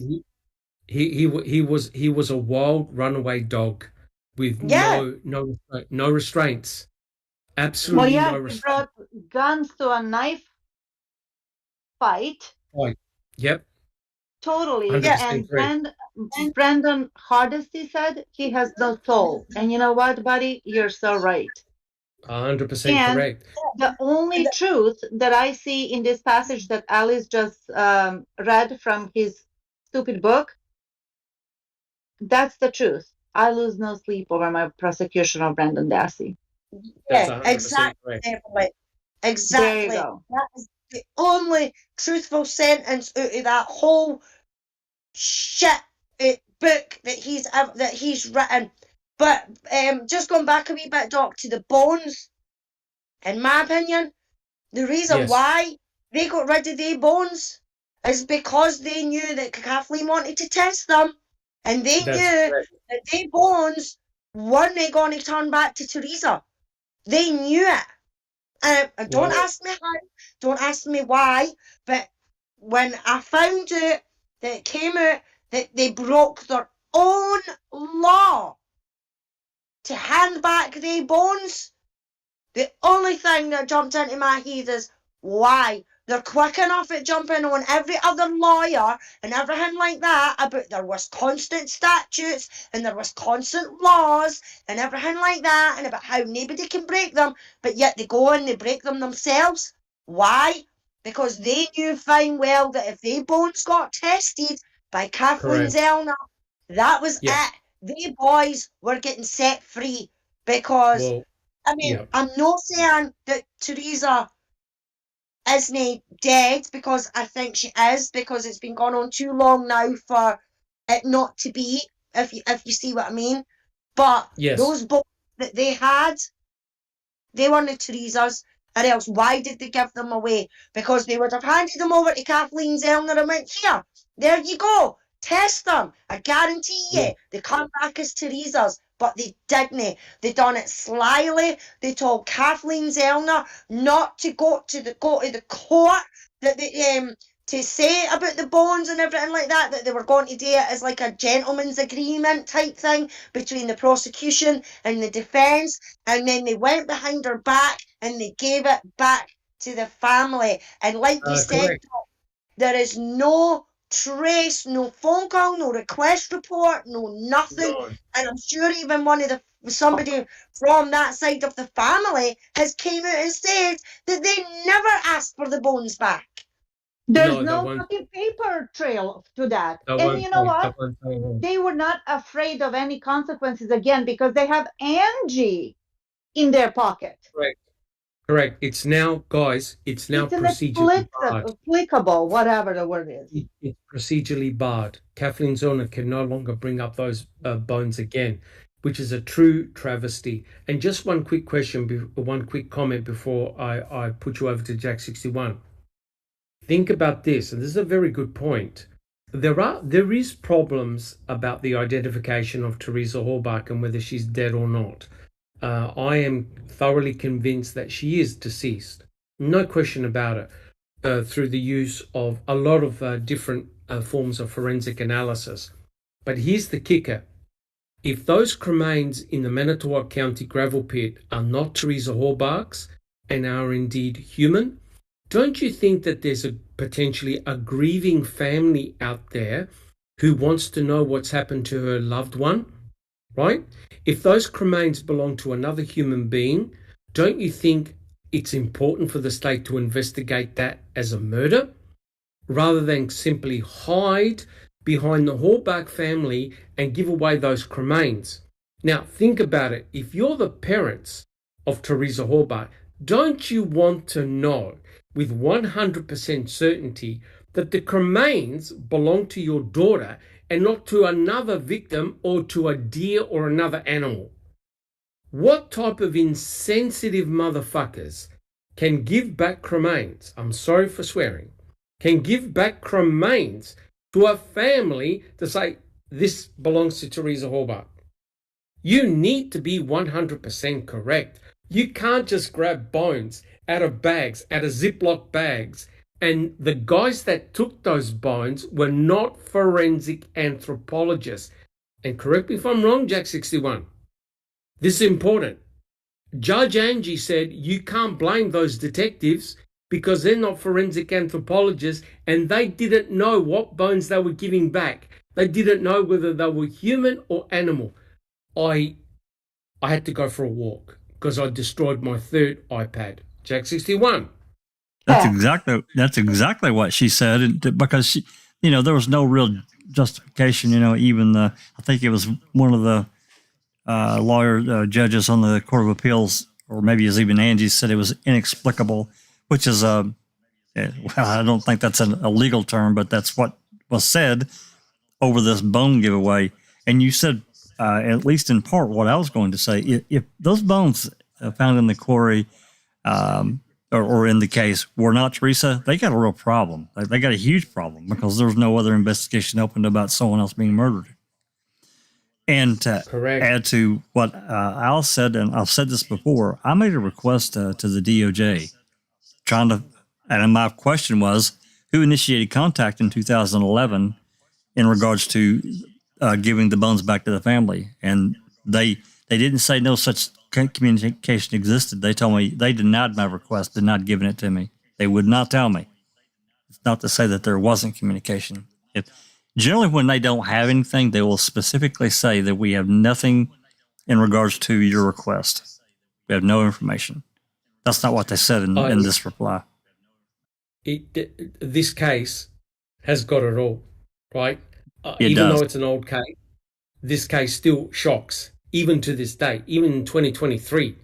The shenanigans that took place, I'm telling you, even if a tenth of these shenanigans ever occur in the Koberger or the Walsh case and other cases as well, all hell is going to break loose.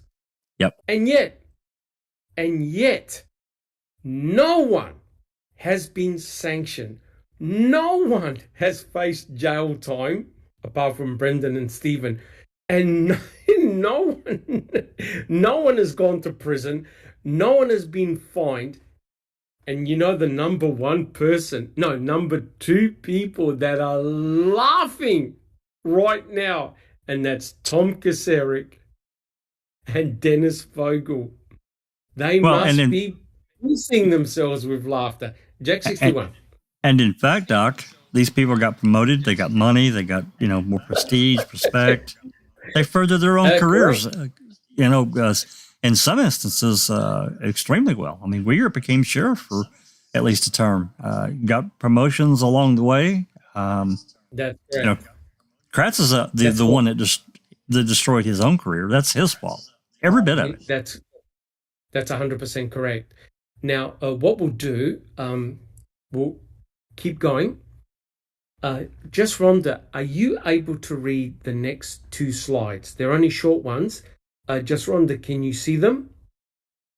Yes. Now, let me just explain. If you could only read the section that's underlined. Now, here's Mr. Kratz in his book trying to justify why he came up with two different murder scenarios. Alice, mute your microphone. Just Rhonda, let's go for it. Whoops, I just had a thing. Okay. Yep, no hassles. It's 13C. Yeah. 13C. 13C. Okay. Just what's under. Oh, you mean what's highlighted? Yeah, what's highlighted? Okay. Correct. Okay. Although Brendan Dassey described his uncle firing approximately 10 shots from his rifle into the body of Teresa Halbach, the state could not present that evidence to the Avery jury because Brendan Dassey was never called as a witness. Critics who seem to feel that it was my obligation to present identical theories of the murder to the Avery and Dassey juries also seem not to understand that if I told Avery's jury that Brendan confessed to watching his uncle kill and mutilate the young photographer on Halloween, the result would have been a certain mistrial and a likely ethics complaint for presenting evidence that had been ordered excluded from the Avery trial. Exactly how did they think I could tell Avery's jury that?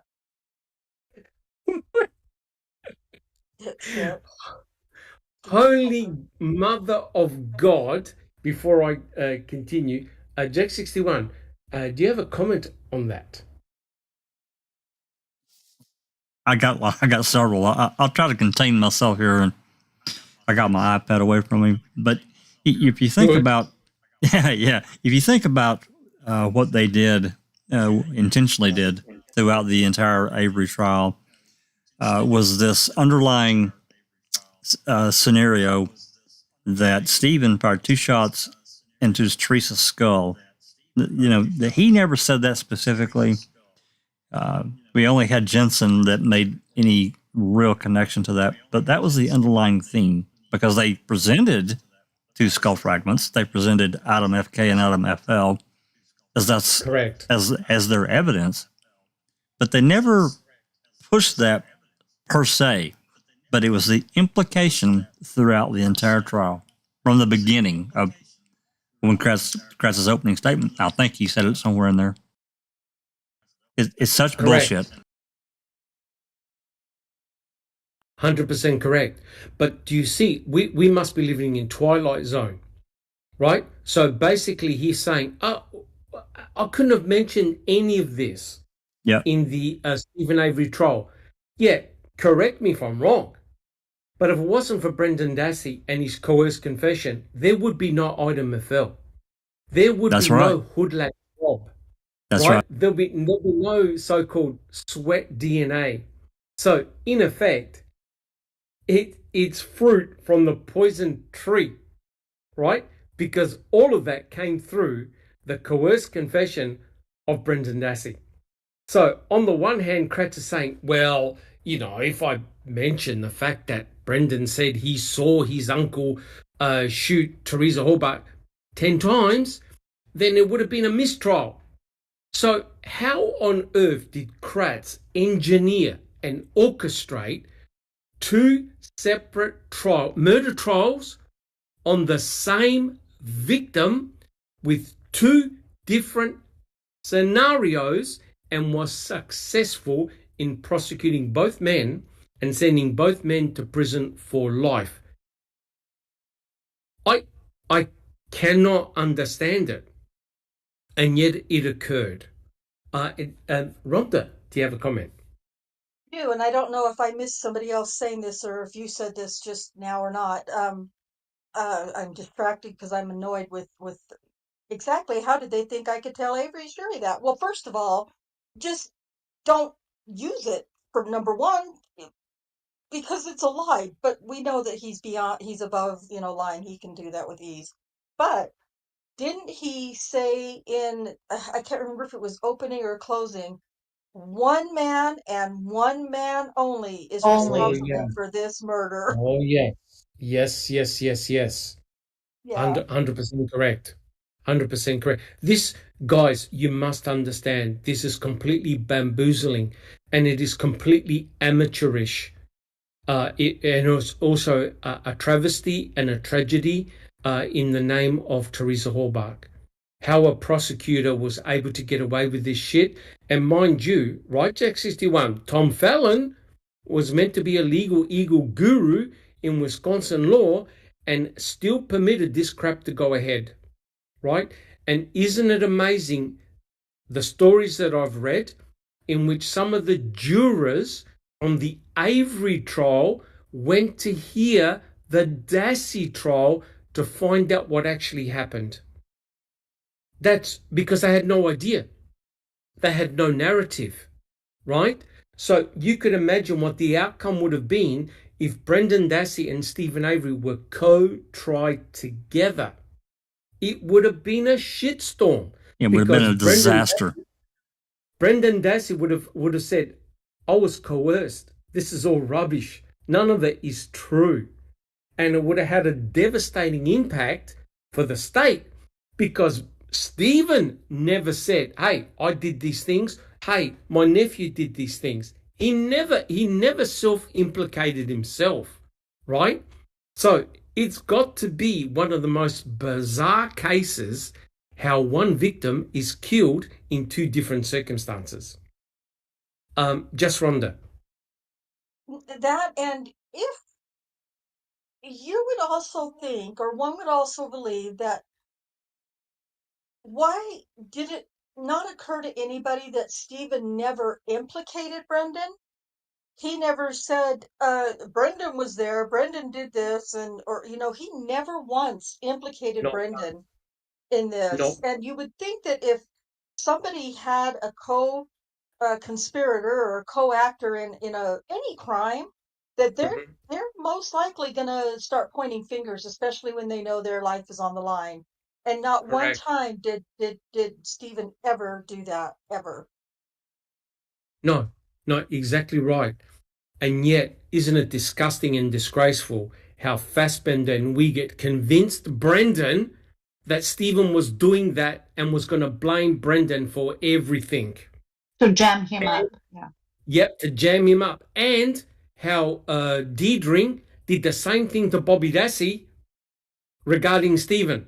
And remember what Bobby Dassey said? Yeah, he would do that. He would stab you in the back.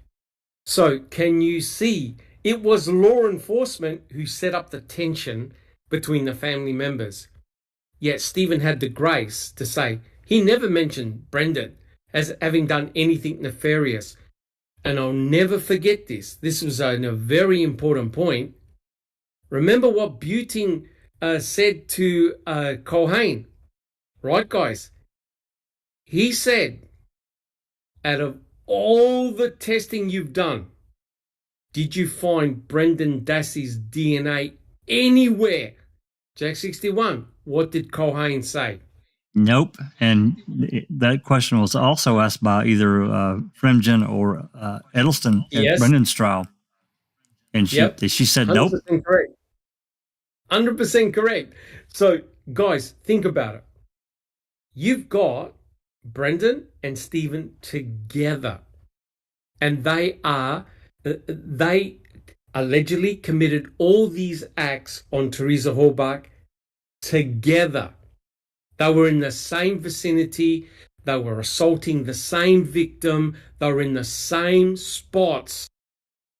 And yet, we do not find one drop of blood, semen, urine, sweat, DNA, hair, fibers, forensic evidence belonging to Brendan Dassey. So it asks the question, was Brendan Dassey wearing a hazmat suit? Was Stephen Avery wearing a hazmat suit? How on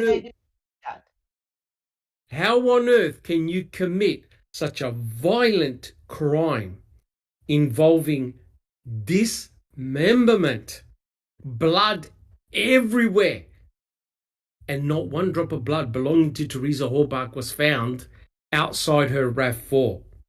Not one piece of forensic evidence tied Brendan to the crime. Any crime. They could not connect Brendan to Teresa Halbach, the victim.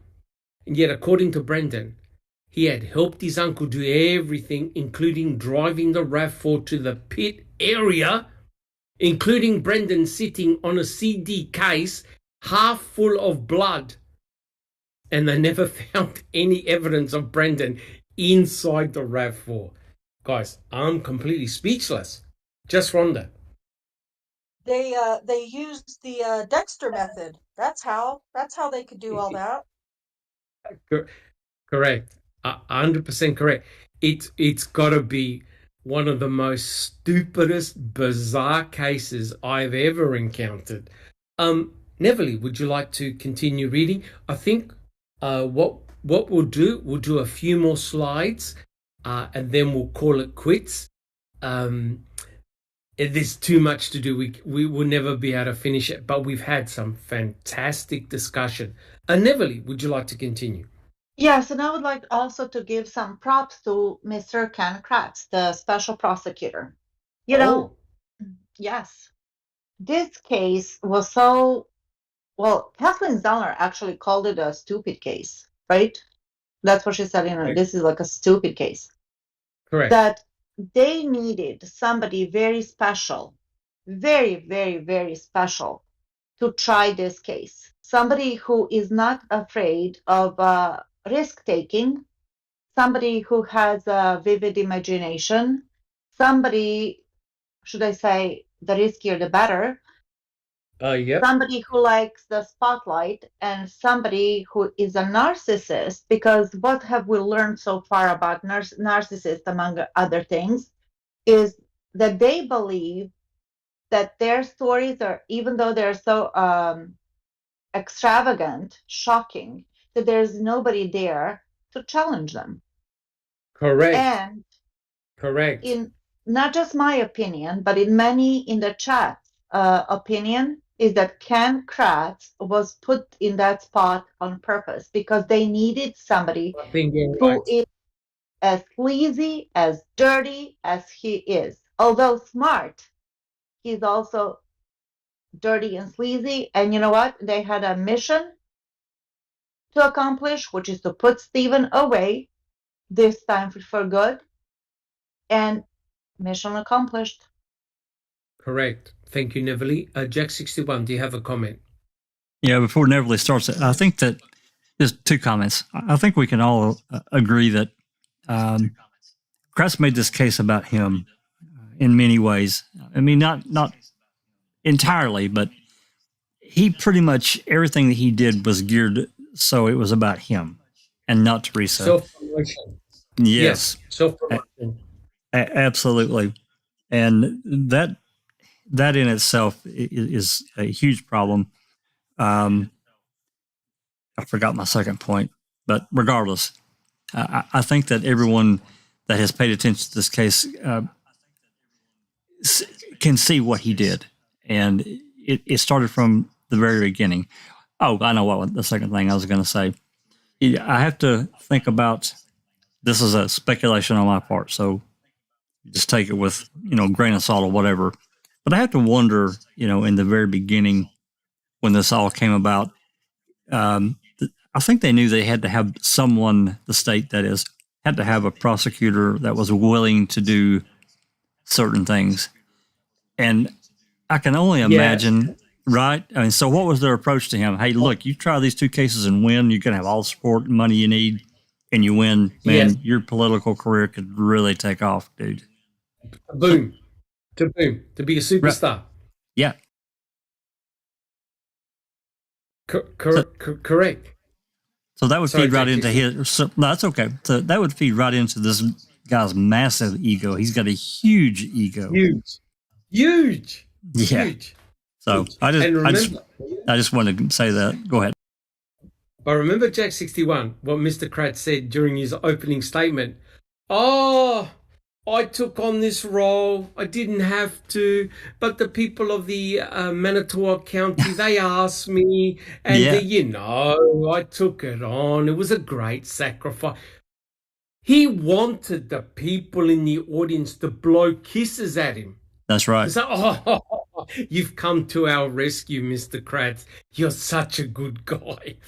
But the trouble is, instead of getting adulation, we know what happened to him. He self-sabotaged his own career, right? Self-sabotage, because he wasn't getting the recognition. He wasn't getting the adulation, right? He was jealous of Avery. My goodness. He still is.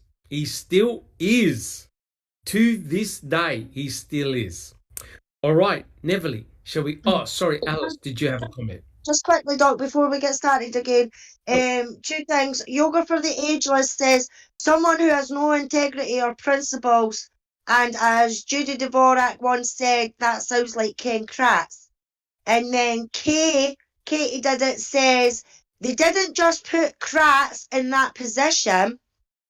At every level of this case, the players were selected because they could be directed to help achieve the goal. Yes, I completely agree with that. I mean, a lot of them say, how does a whole police force know about it, and how could they get them to do that? No, there was a select few, like Kay says, that were picked out because they knew that they would go along with the narrative. I guarantee you that Kratz turned around and said to Aspender and Liger that we need Brendan. We need something from him. And that's why they went after him. The way they went after him. And that's why, who was it? Was it Dietering? Who was talking to Brendan in the car, Brendan's first interview. And they turned around and they said to him, it's 5 brothers you've got, Brendan, isn't it? And Brendan went, aye. And then a few minutes later than that, Brendan's like, no, it's 4. So they knew from then, in my opinion, now this is just my opinion, and I've said it from the beginning. You can go back and check other podcasts. I've said it from the beginning. That there was when they knew that they could manipulate Brendan into what they needed, was how easily that they were flinging the questions at Brendan and then saying about how many brothers he has. Brendan didn't answer that for a wee while, and they continued asking him questions, and then they went and clicked, wait a minute, no, I've got 4 brothers, no 5 brothers. So that was when they knew, and then it went round, Dietering, Aspender, Liger, Kratz, I would even say Vogel as well. That's who we need. Let's get something out of him. And that's when they went after Brendan. And that's why it is only Brendan's words that they've got. Because just remember, in those interviews with Brendan, when they were changing the tape and everything like that, you don't know what they've said to that Wayne. You know what I mean? And you've also got to remember as well, there was one certain bit that I picked up a wee while ago that I didn't catch before, and that was, if I remember right, it was Cat Spender saying to Brendan, remember the film, or remember what we talked about, or play out in your head. The video in your head. Play back the video in your head. Yeah, exactly. That exact quote. You know, why did they say that to him? You know, what was he referring to at that? Yeah, correct. You know? Yes. Yep, I agree 100%. And he did replay the video in his head, right? I told you, and we've gone through this many, many times. Mr. Kratz is the only prosecutor in history that has given, at a press conference, the main elements of a film called Kiss the Girls. He gave the plot to Kiss the Girls on national television, right? Bar the gunshots. Everything else that Brendan recollected, despite being coerced, are all major elements from the film Kiss the Girls. And that's exactly what remember Jack 61? Fallon asked him, where on earth would you get a story like this? And he goes, from the book. That's right. The Girls. That's right. And no one checked it. No one fact checked to see what he said was correct. And I did a podcast and I did a presentation many, many years ago with another researcher, and we watched the film together. We were shocked. Our jaws fell to the ground. All the major plot lines in Kiss the Girls is exactly what Brendan told Fassbender and Wiegert, right? The only thing that wasn't in the film were the shotguns, right? And guess what? Brendan never told Fassbender and Wiegert about Teresa being shot in the head. That's a clue right there. And on the film is where you have the cutting of hair by one of the victims. And in the book, there is no cutting of hair, right? That scene is not in it. I've read the book, seen the film. So Brendan lifted everything from the film. And Kiss the Girls was actually shown in Wisconsin during that time frame, right? During that time frame, we checked that. We found the newspaper clipping in which Kiss the Girls was actually shot, and they had Kiss the Girls film in the Wisconsin school library. So what Brendan said was 100% correct. And his mother, Barb, asked Brendan, when did you see this film? And he goes, I saw the film before I spoke to the detectives. So there you go. Ken Kratz, on a major press conference, read out the elements of a film. How embarrassing. Neverly, would you like to continue reading? And another thing, the explanation why Wiegert couldn't produce the tape where Brendan confessed during the Fox Hill stay is because they ran out of batteries and they didn't have cables or some bullshit like that. And Judge Willis said, okay, I mean, where does it stop? It doesn't. The What unfortunately the madness continues. Neverly, would you like to Yes. continue reading? Yes, of course. Page 14. Correct. Okay. Many people familiar with the plight of Avery and his nephew are totally oblivious to the fact that after Kratz obtained a murder conviction against Avery, Kratz went on to convict Brendan Dassey based on a totally different set of allegations and theories as far as Teresa's murder was concerned. Something crazy and ridiculous like this only happens in Manitoba County, Wisconsin. According to Gershman, here were some of the many examples showing how Kratz strayed outside the boundaries of professionalism and credulity. From Avery's trial, quote, all of the evidence points to one person. That's the one person being responsible. I'm going to argue at the conclusion of this case who that one person is. I bet you can guess who I'm going to suggest was responsible. End of quote. One person. However, now we're going to go to Brendan Dassey's trial. Quote, Kratz claimed that Brendan Dassey killed Teresa Halbach, or at least participated in her killing with Avery. Was he there, and did he help? Remember that? Correct. Kratz claimed that she was killed by Avery stabbing her in the stomach, Dassey slitting her throat, Avery manually strangling her, and then incidentally adding a gunshot. He argued she was killed in Avery's trailer, not his garage. So guys, so far, 2 methods of death and 2 different locations, the one victim. But at Avery's trial, he argued no blood was found in the trailer. But since Teresa wasn't killed in the trailer, there shouldn't be. What the fuck? She was not killed in the trailer. Where was Teresa killed? This is an easy answer, or at least it is an answer that is directed by all the physical evidence in this case. She was killed in Stephen Avery's garage. Now, Jack 61.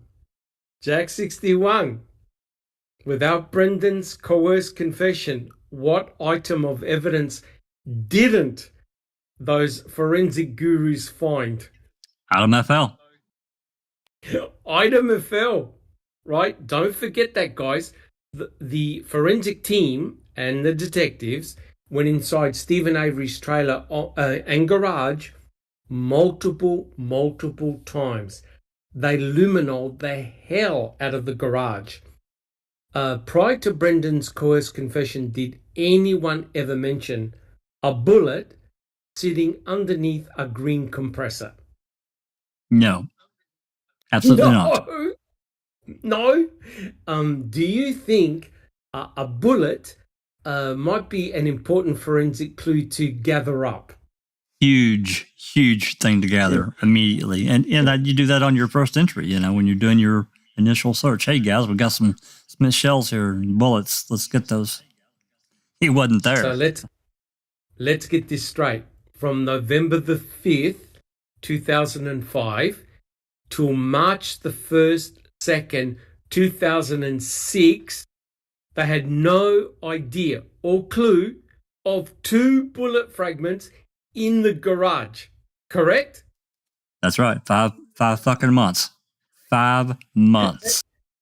And suddenly, after Brendan's coerced confession, where he never mentioned shooting Teresa Halbach, Wiegert did, they magically, as if a unicorn just comes out of the forest, they find 2 bullet fragments, one of which contains the victim's DNA. And if anyone here is not truly shocked out of their brain, you cannot be functioning. After 5 months, as Jack 61 said, they combed that garage, they luminoled the hell out of it, and all of a sudden, item FL and item FK come out as if from the gods themselves and one bullet has Teresa Halbach's pure genomic DNA on it to close the case and nail Stephen and nail Brendan. Check 61. Yep. Kratz knew that he had to make a connection and put Teresa inside that house some way, somehow. And up until that time, they couldn't do it. So they went after Brendan, conned him into making these horrendous statements, and that allowed them to get yet another search warrant for the garage. Otherwise, there was no way I don't think even Willis would have signed off on letting them go back in at that point. Correct. And what did Mr. Kratz say about Ida Meffel in his book? It was the game changer. Game changer. Yep, game changer. It was the game changer. Correct. All right, Neville, would you like to continue, please? We can do a few more pages. Thank you. Yes.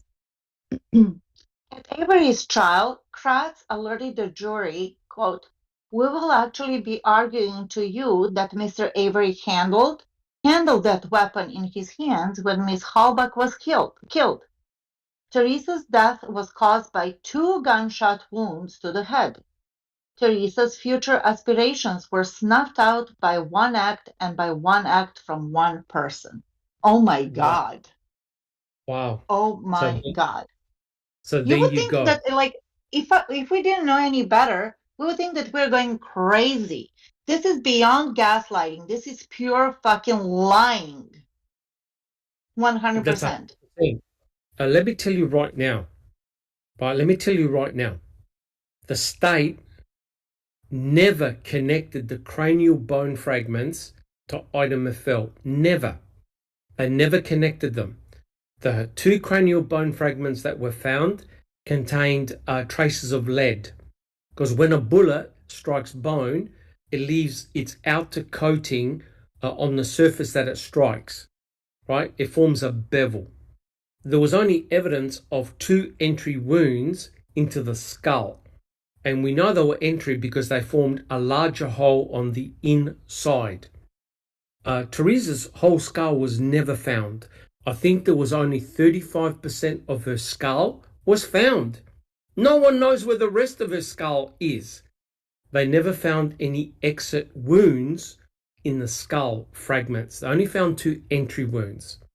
When Eisenberg was able to reconstitute the skull, she discovered that there was a bullet entry wound at the back of Teresa Halbach's skull, exactly like you get in an execution hit. She was also struck on the left temple. So she was shot twice in the head, execution style, right? There was no evidence to connect the cranial bone fragments to Ida Meffel. They never did the elemental analysis.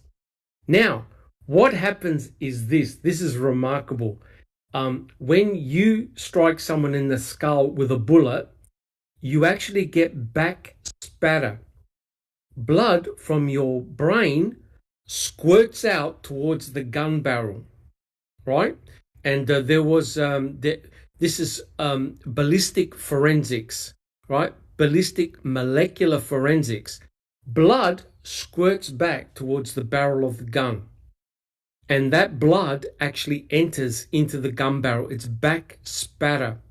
And I've seen some high-speed images. Once you see it, it'll blow your mind.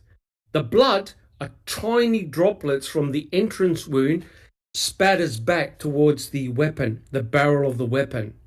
Now, let me tell you right now. It's almost like a mist in it. It's almost like a mist in it. Yes, a fine mist. Let me tell you right now. Pink mist. Yeah. Yep. Did Cohane find any evidence of blood on the .22 Marlin rifle? No. Nope. Did Cohane find any evidence of blood or tissue on Ida Meffel? Nope. Nope. And Jensen, the doctor, made a mistake. He said, according to my notes, they found the blood of the decedent on the bullet, which was wrong. There was no blood on that bullet, right? Now, here's the damning thing. Cohane found pure genomic DNA belonging to Teresa Halbach. Now, let me tell you, what did Dr. Chris Palahniuk find on IMFL at Jack 61? What did Dr. Chris Palahniuk find? He found particle board and paint and red paint. Did he find any bone shards? No calcium or sign of bone shards. Nope.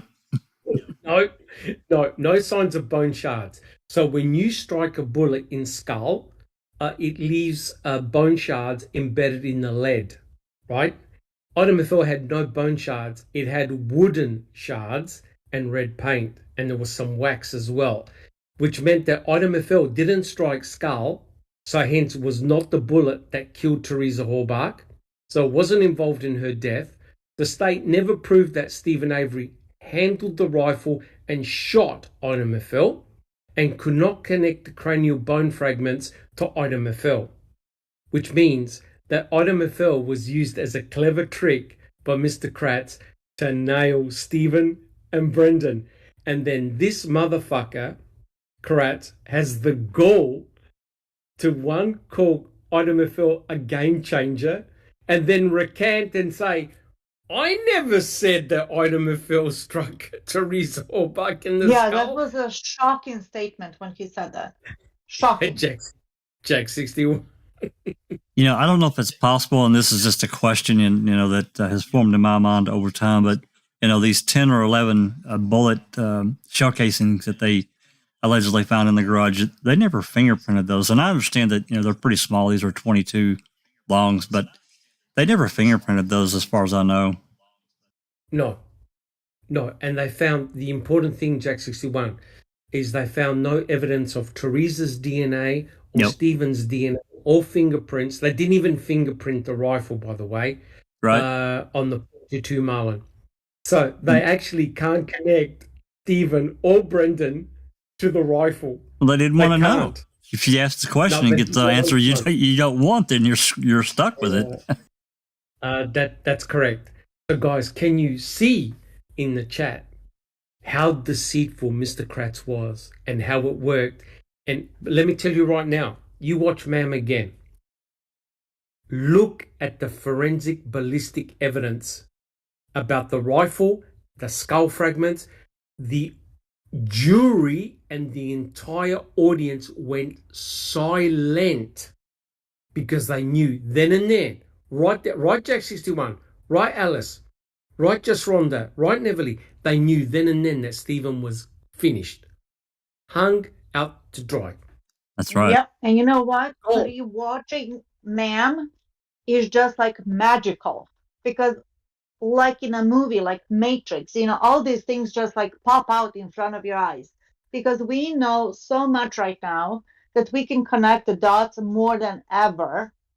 And it was so infuriating the first time, but when you watch it now 6 years later with all the knowledge that we have, it's just amazing. Things literally pop out. Correct, because you now know what the significance of those things are.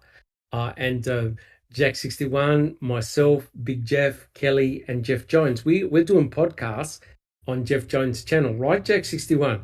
Where we're discussing Ma'am 2. Oh, yeah, absolutely. We spend the whole hour on 5 minutes of the episode. 5 minutes, we spend a whole hour. Yeah, but it's a lot of fun, to dissect, these various events and things that they did. It really is. Correct. All right, Neverly, would you like to continue reading? Yeah, sure. But nobody in Wisconsin's judicial system, notably the Manitoba County presiding Judge Jerome Fox for Dassey's trial, called out Kratz's antics as being inappropriate. Yes. Kratz's ability to offer completely different theories against defendants for the same murder drew a free pass from the judge. And I could just scream, and I'm sure everybody else can scream right now. Correct. Kratz's inconsistent contentions at the Avery and Dassey trials violate due process, as well as a prosecutor's duty to promote the truth and serve justice, Gershman said. A prosecutor may not advance at separate trials theories of guilt which cannot be reconciled factually. Kratz could not in good faith argue at Avery's trial that Avery was the only killer, and then argue at Dassey's trial that Avery, along with Dassey, killed Teresa Halbach. Kratz could not in good faith argue at Avery's trial that Halbach's death was caused by a gunshot wounds, and then argue at Dassey's trial that her death was caused by stab wounds to her stomach and throat and manual strangulation as well as gunshots. Now, this is important. Tom Fassbender was actually asked, remember, guys, he was actually asked, I think it was Dr. Phil or a show. He was asked, he goes, wait a minute. Teresa Halbach had her throat slit, correct? Oh, yes, that's what Brendan said. Wait a minute, Teresa Halbach was stabbed in the stomach, is that correct? Yes, that's what Brendan said. Did you find any blood on the mattress or the bed or the bedding? No, because maybe he only stabbed her a little bit and slit her throat very, very gently, that there was no blood. There was no blood. I'm telling you now, guys, have you ever had a paper cut? Yeah. Hell yeah, bleed like hell. Yep. You bleed like hell on a paper cut. And Fassbender, the lead investigator on national television, said, no. Yeah. She had her throat cut. She was stabbed in the stomach, which are full of blood-rich organs. But no, there was no blood. There was no. And then they even accused Stephen of burning his bedding, and they found no evidence of any burnt bed springs or whatever in the burn pit. These guys couldn't keep a straight face. How did they keep a straight face when these seasoned detectives knew that a bladed instrument is going to cause a lot of blood flow? Now, Teresa Neverly. Sorry, Pete Moss has an answer for you. He said, come Yes. on, Doc, she bled inwards. Well, the thing is, right, Teresa was still alive, because they asked Brendan, was she still alive? How do you know? Because she was screaming. So that means that your heart is pumping. And if you have your life threatened, your heart rate, your adrenaline is going to be up. You cut an artery or a vein, you're going to squirt meters of blood absolutely everywhere. And a mattress is like a big sponge. It's going to soak up the blood like you would not believe. And Jack 61, how many crime scene photos have we seen whereby a victim has been stabbed on a mattress and they turn the mattress over and there's a pool of blood at the bottom? Many. Countless, probably dozens and dozens we've looked at. But, even Uyghur said what Pete Moss said. Oh, she bled inside of her body cavity. Blood didn't come out or come out of her. It stayed inside. What? Correct. Only in Manitowoc. Only in Manitowoc, and they even said manual strangulation.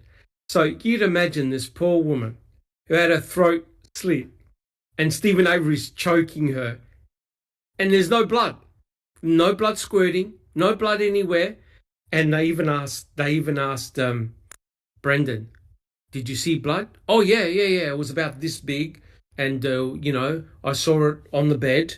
Did you have any blood on you? Oh no. Did Stephen Avery have any blood? Oh, just a little. So guys, you've got a bloody, I hate to even imagine how much blood there is in the Idaho 4 case. I hate to imagine. Yeah. That's 4 victims. And are you trying to tell me that no crime scene detective, even using a fucking cadaver dog and a scent dog, never went ballistic inside Stephen Avery's trailer, except where the drops of bloods were in his sink.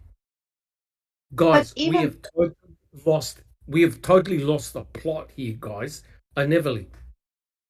But Dr. Silkman, remember what Yes. Kratz said in the presser, that they cut her throat, stabbed her in the stomach. She did not die. Sexually, But she did not die. But she did not die yet. Correct. She did Correct. not die after all of that. Correct. Thank you, Neverly. Jack 61. And Teresa said, knock it off. Yeah. Even Correct. Strang Told during them one to of, knock it off. Go ahead. Sorry.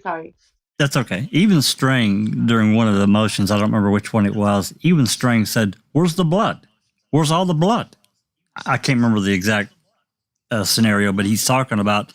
I'm sure he was talking about when Brendan and Stephen were allegedly doing all this shit in the bedroom. Where's all the blood?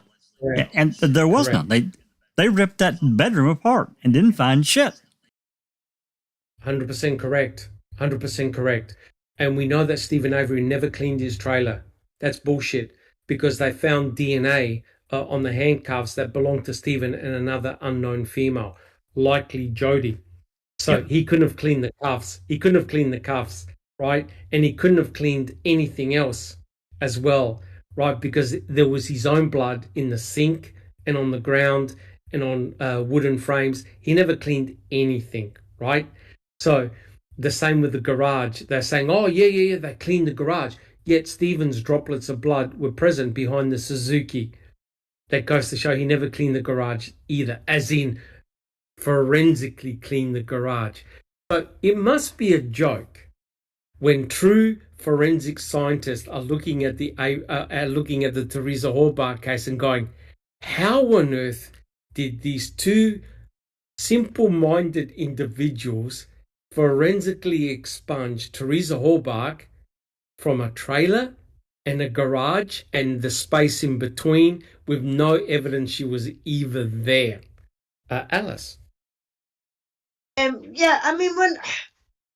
This whole push about her being killed in the garage and that as well. We've got photos of that garage on our website, and the amount of stuff that is in that garage where they're trying to say that Stephen killed Teresa, who stabbed her, shot her, or whatever they're fucking saying that happened in the garage, is a load of bollocks. Because if she was shot in there, how many photos or pictures or whatever that we've seen of people getting shot? And it is everywhere. The splatter goes everywhere. It goes up the walls. If it's in a house or that, it goes up the walls. It's on the ceiling. It's on the flare. It's on the light. It's everywhere. And they're trying to tell us that she was killed in that garage, but yet they cleared everything out of that garage and they didn't find any blood. For crying out loud, they jackhammered the bloody concrete in the garage and still never found any fucking blood. Nothing. So that then led to BB's hypothesis. Remember what BB said? And Mr. Kratz agreed that they had to have used bulletproof tarps. Yeah. Bulletproof tarps now, guys. And one of them, Item FL, just happened to jump off the concrete and hit a wooden surface at full velocity to get wooden shards. Only in Wisconsin can you get away with shit like that. Alice. Yeah, Pete Moss says, come on, Alice, they had 5 days to clean up. Well, no, really, Pete Moss, if they had 3 days, because, who was it? Colburn was on the property and asked to go into fucking Stephen's house and that on the 3rd.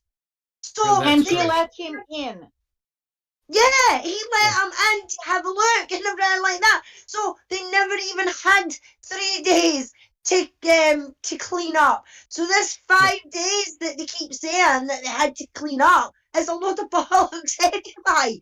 You know what I mean? Okay. And even in 5 days, I don't care how good you think you are at cleaning up.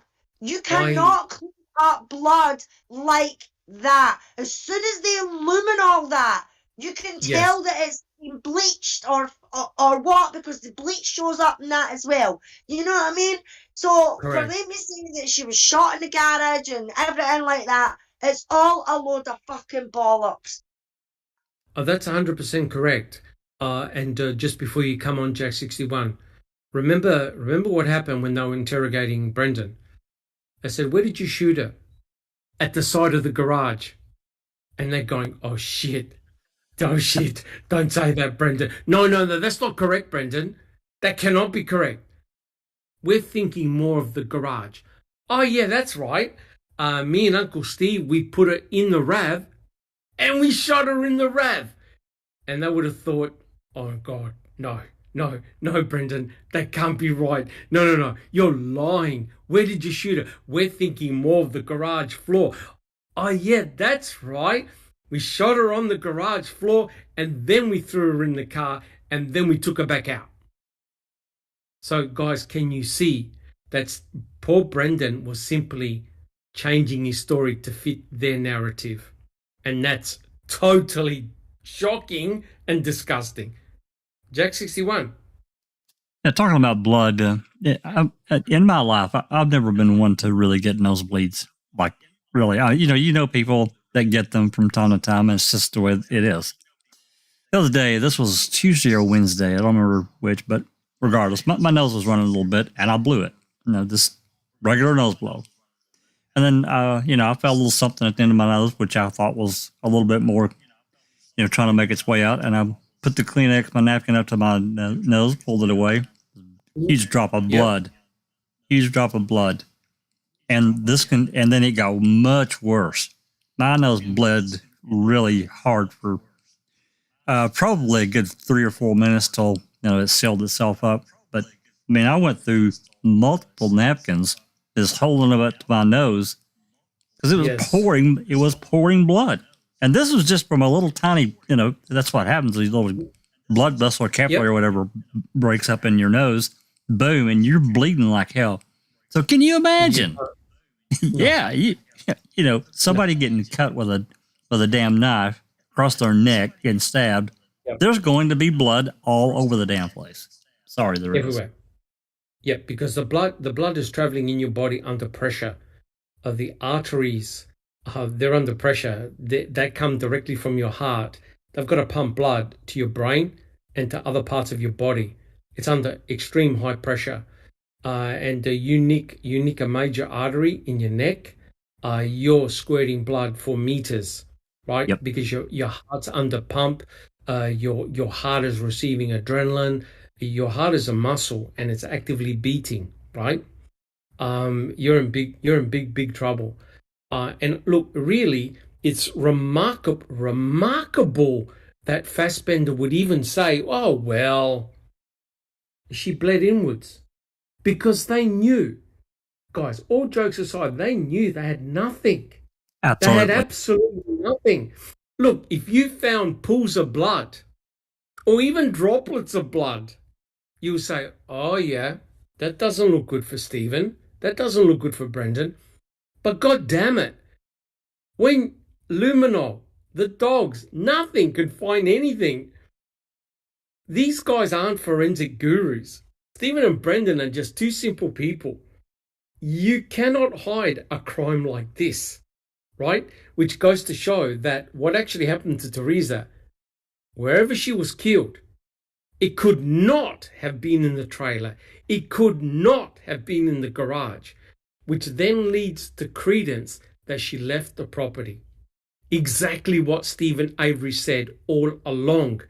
The state don't want you to ask that question because the state is terrified that if she had left the premises, that puts a spotlight on other individuals, not Stephen.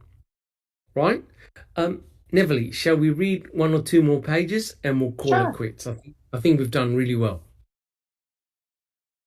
Kratz could not in good faith argue in Avery's trial that Holbach was killed in the garage and then argue in Dassey's trial that she was killed in Avery's trailer. Kratz's theories negate one another. His claims are inconsistent and irreconcilable.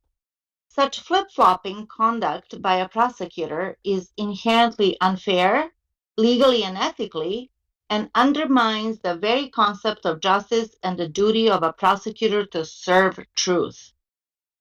A prosecutor cannot engage in such gamemanship, such conduct destroys confidence in the integrity of the system of justice and the constitutional and ethical precept that the prosecutor's goal is to serve justice rather than winning convictions.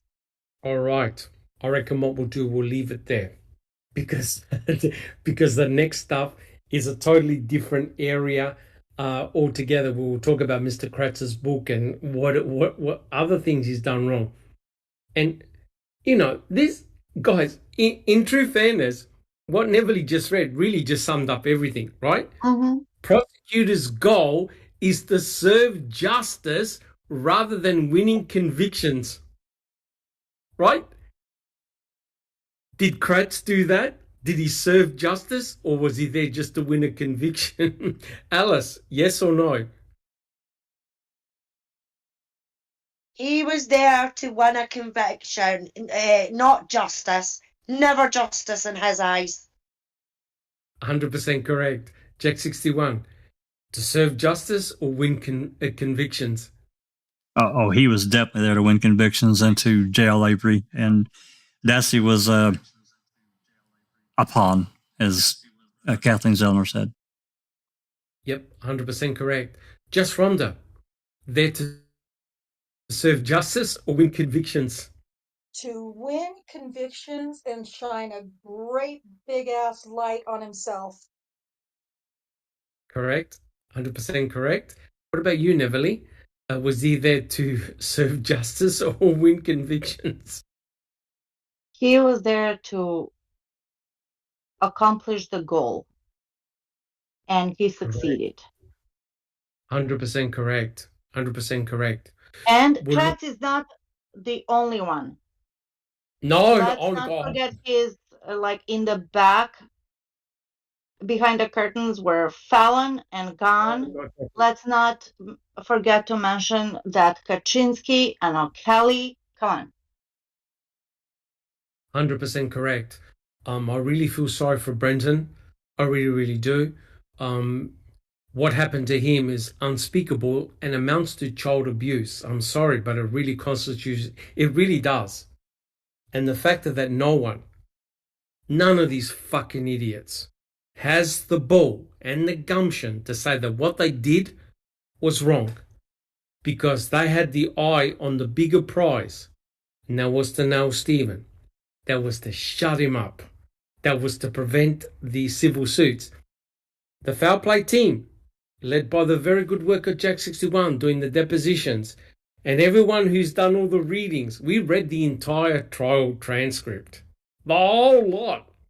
So we've got a very good standing of what happened behind the scenes. We're doing the depositions. We've got an excellent idea of what actually happened, right? And everyone knows the downfall of Stephen commenced not in 2005, but in 1985. In 1985.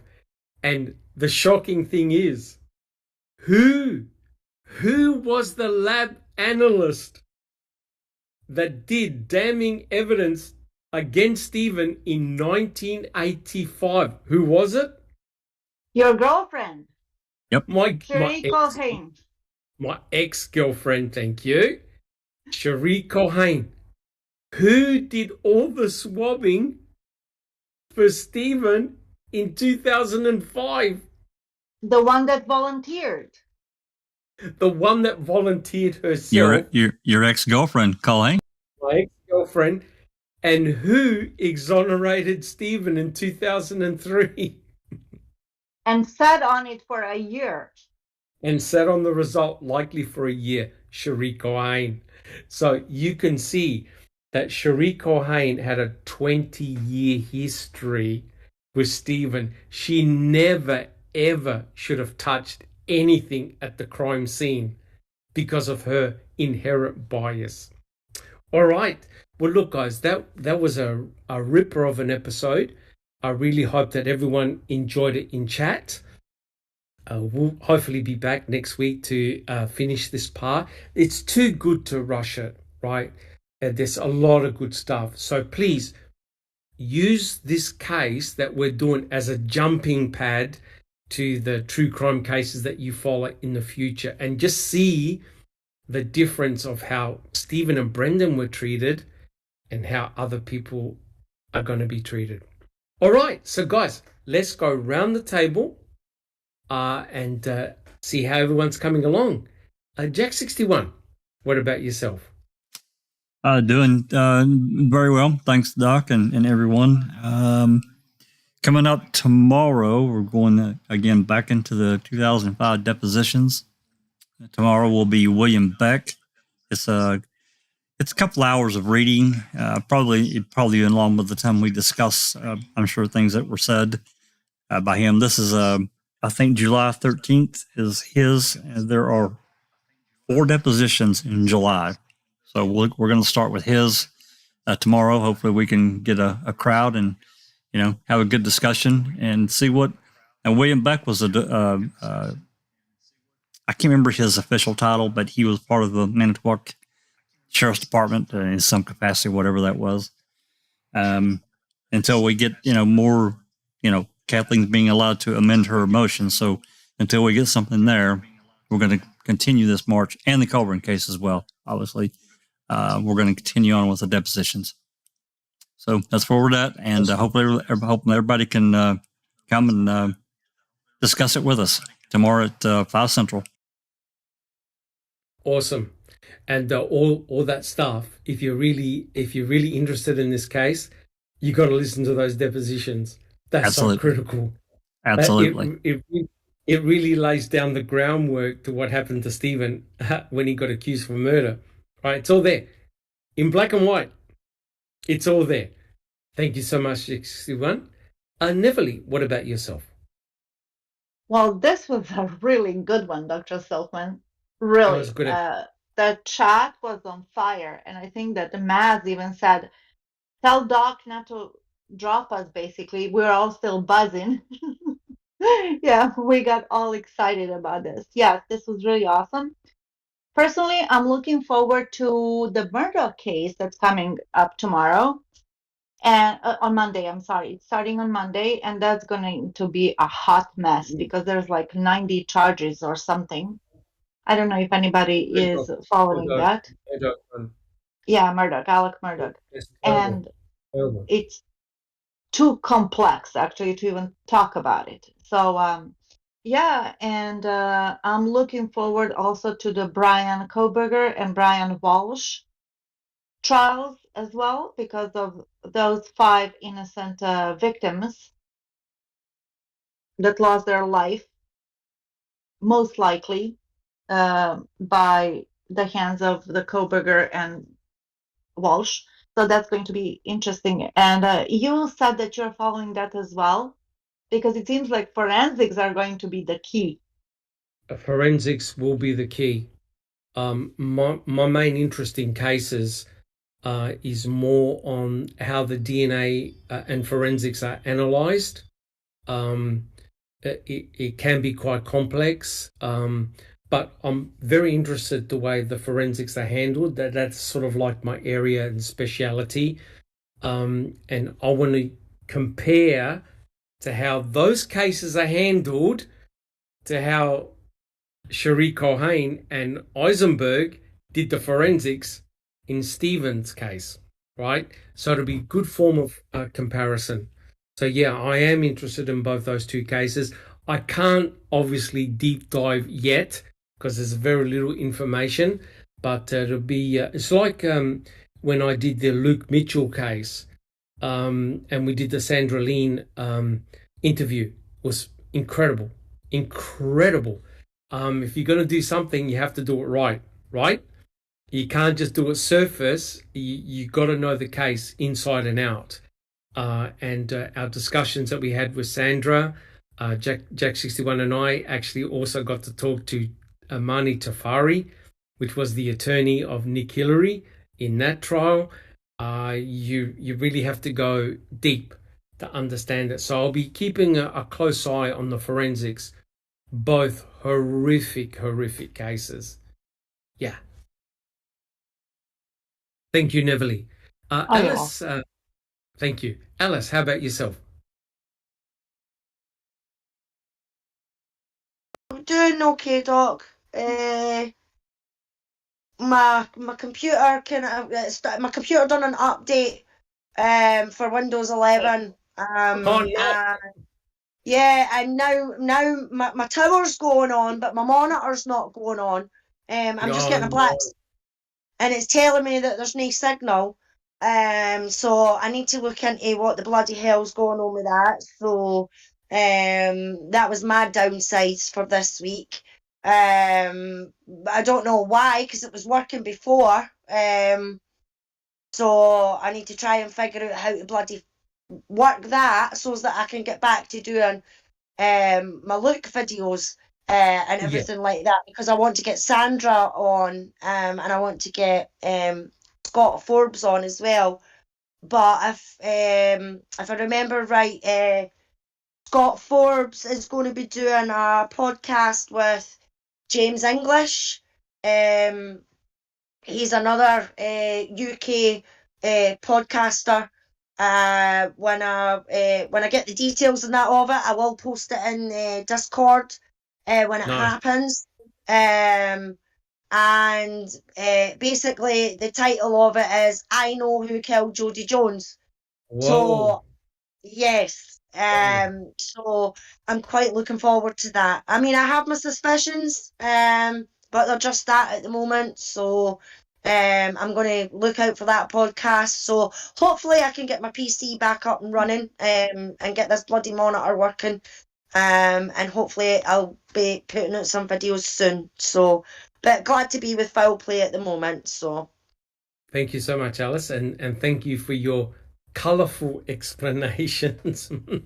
They're dynamite, and it's very much appreciated. Thank you very much, Alice. Just Rhonda, how about yourself? How are things coming along? Everything's going well. Yeah, just I've been watching watching what's going on in the Koberger case, as you know, and Yes. I've kind of made a decision, especially based on this second gag order that came out. I'm not going to say that I won't talk about it or address things on my channel, but unless I see something come in the form of a document that gets released to the public, I'm not going to I'm not going to talk about some of the crazy theories that are going on out there. Yes. I think that only damages. Um, it taints the minds of others who keeps people from keeping an open mind. Sorry, I'm struggling with how to put it. And No. we have to have open minds. We have to. And if because I'm working, making comments all the time, trying to get people regarding Daniel's case. I'm trying to remind people, look, you have to keep an open mind. Don't just base your opinion of guilt off of one thing you've seen or heard or read. Keep an open mind and listen to the all the other alternative facts that are out there. And I feel that's just as important in the Koberger and Walsh cases. Yes. And so Yes. I do try to follow some things, but um, there's one person that's really making things difficult right now, and that's I think her first name is Kim, and she's the mother of the WSU students, who's trying to build up this big conspiracy of all these other people and that are involved, and the state of Idaho knows it, and so does we. It's just it's so dangerous to do that. And so I want to be really careful and just present things that I know are coming from, court filed facts, or reliable sources, whatever those might be. So I'll be really careful about that. But I did start back with accusers on Thursday in Daniel's case, and Yes. I'll be going to the next one in line next week, this coming week. So working back on the accusers and trying to set some untruths straight so that people understand.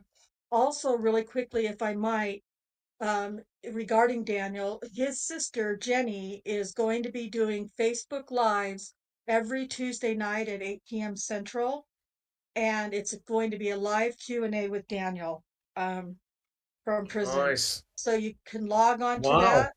that. Yeah, it's really awesome. She did one on Tuesday, and he calls in, and people put comments or questions in her comment section, and then she sees questions and asks Daniel the questions. So, and then he responds. So please try to check in on those if you can every Tuesday night at 8 p.m. Central on Jenny Holtzclaw's Facebook page. So Awesome. sorry, took a long time, but I wanted to make sure I got that No, in. not at all. Not at all. And also, just Rhonda, you did a really excellent podcast on the Koberger case where you went through the room, the house, Yeah, the thank apartment you. in which the murders took place. That was excellent. I really enjoyed that. And it's important that as part of the true crime community, we support each other as best that we can. Not all of us can appear on all the podcasts all the time. And one big problem for me, especially, is that I'm in Australia. And a lot of times when these podcasts are on, it's like 2 or 3 o'clock in the morning. And even I got to get my sleep, right? So, Sure. I understand. So, but it's important that we do give each other shout outs. We give each other support, because we're doing it all for free. We're doing it for the passion and the cases that we believe in, which is awesome. Thank you so much, Just Rhonda. Well, look, thank you very much. No, pleasure. And like I said, guys, I want to thank everyone in chat for coming along. I really was humming tonight, and thank you so much for your support. If you enjoyed what we've done, please subscribe if you haven't subscribed. Leave your DNA on the thumbs up button. That really helps with the YouTube algorithm. So our channel is put out there to more people. And hopefully in the future, there'll be bigger and exciting things for the Foul Play team, and we can advance and things like that. And like I said, our main emphasis is looking at the Teresa Halbach case. That's where I think our expertise lies. But also we look at other cases too, because that gives us clues into all the shenanigans that took place in the Teresa Halbach case, in the Teresa Halbach trial. So, thank you so much, guys. Please support your local YouTubers that you go to. Check out the Jeff Jones channel, where Jack61, myself, Big Jeff, Kelly, and Jeff discuss MAM 2, support Becca and her great work that she does, and sister Just Rhonda, and also Alice with her channel as well. And hopefully we'll all catch you very soon. Take care. And this has been a Foul Play production.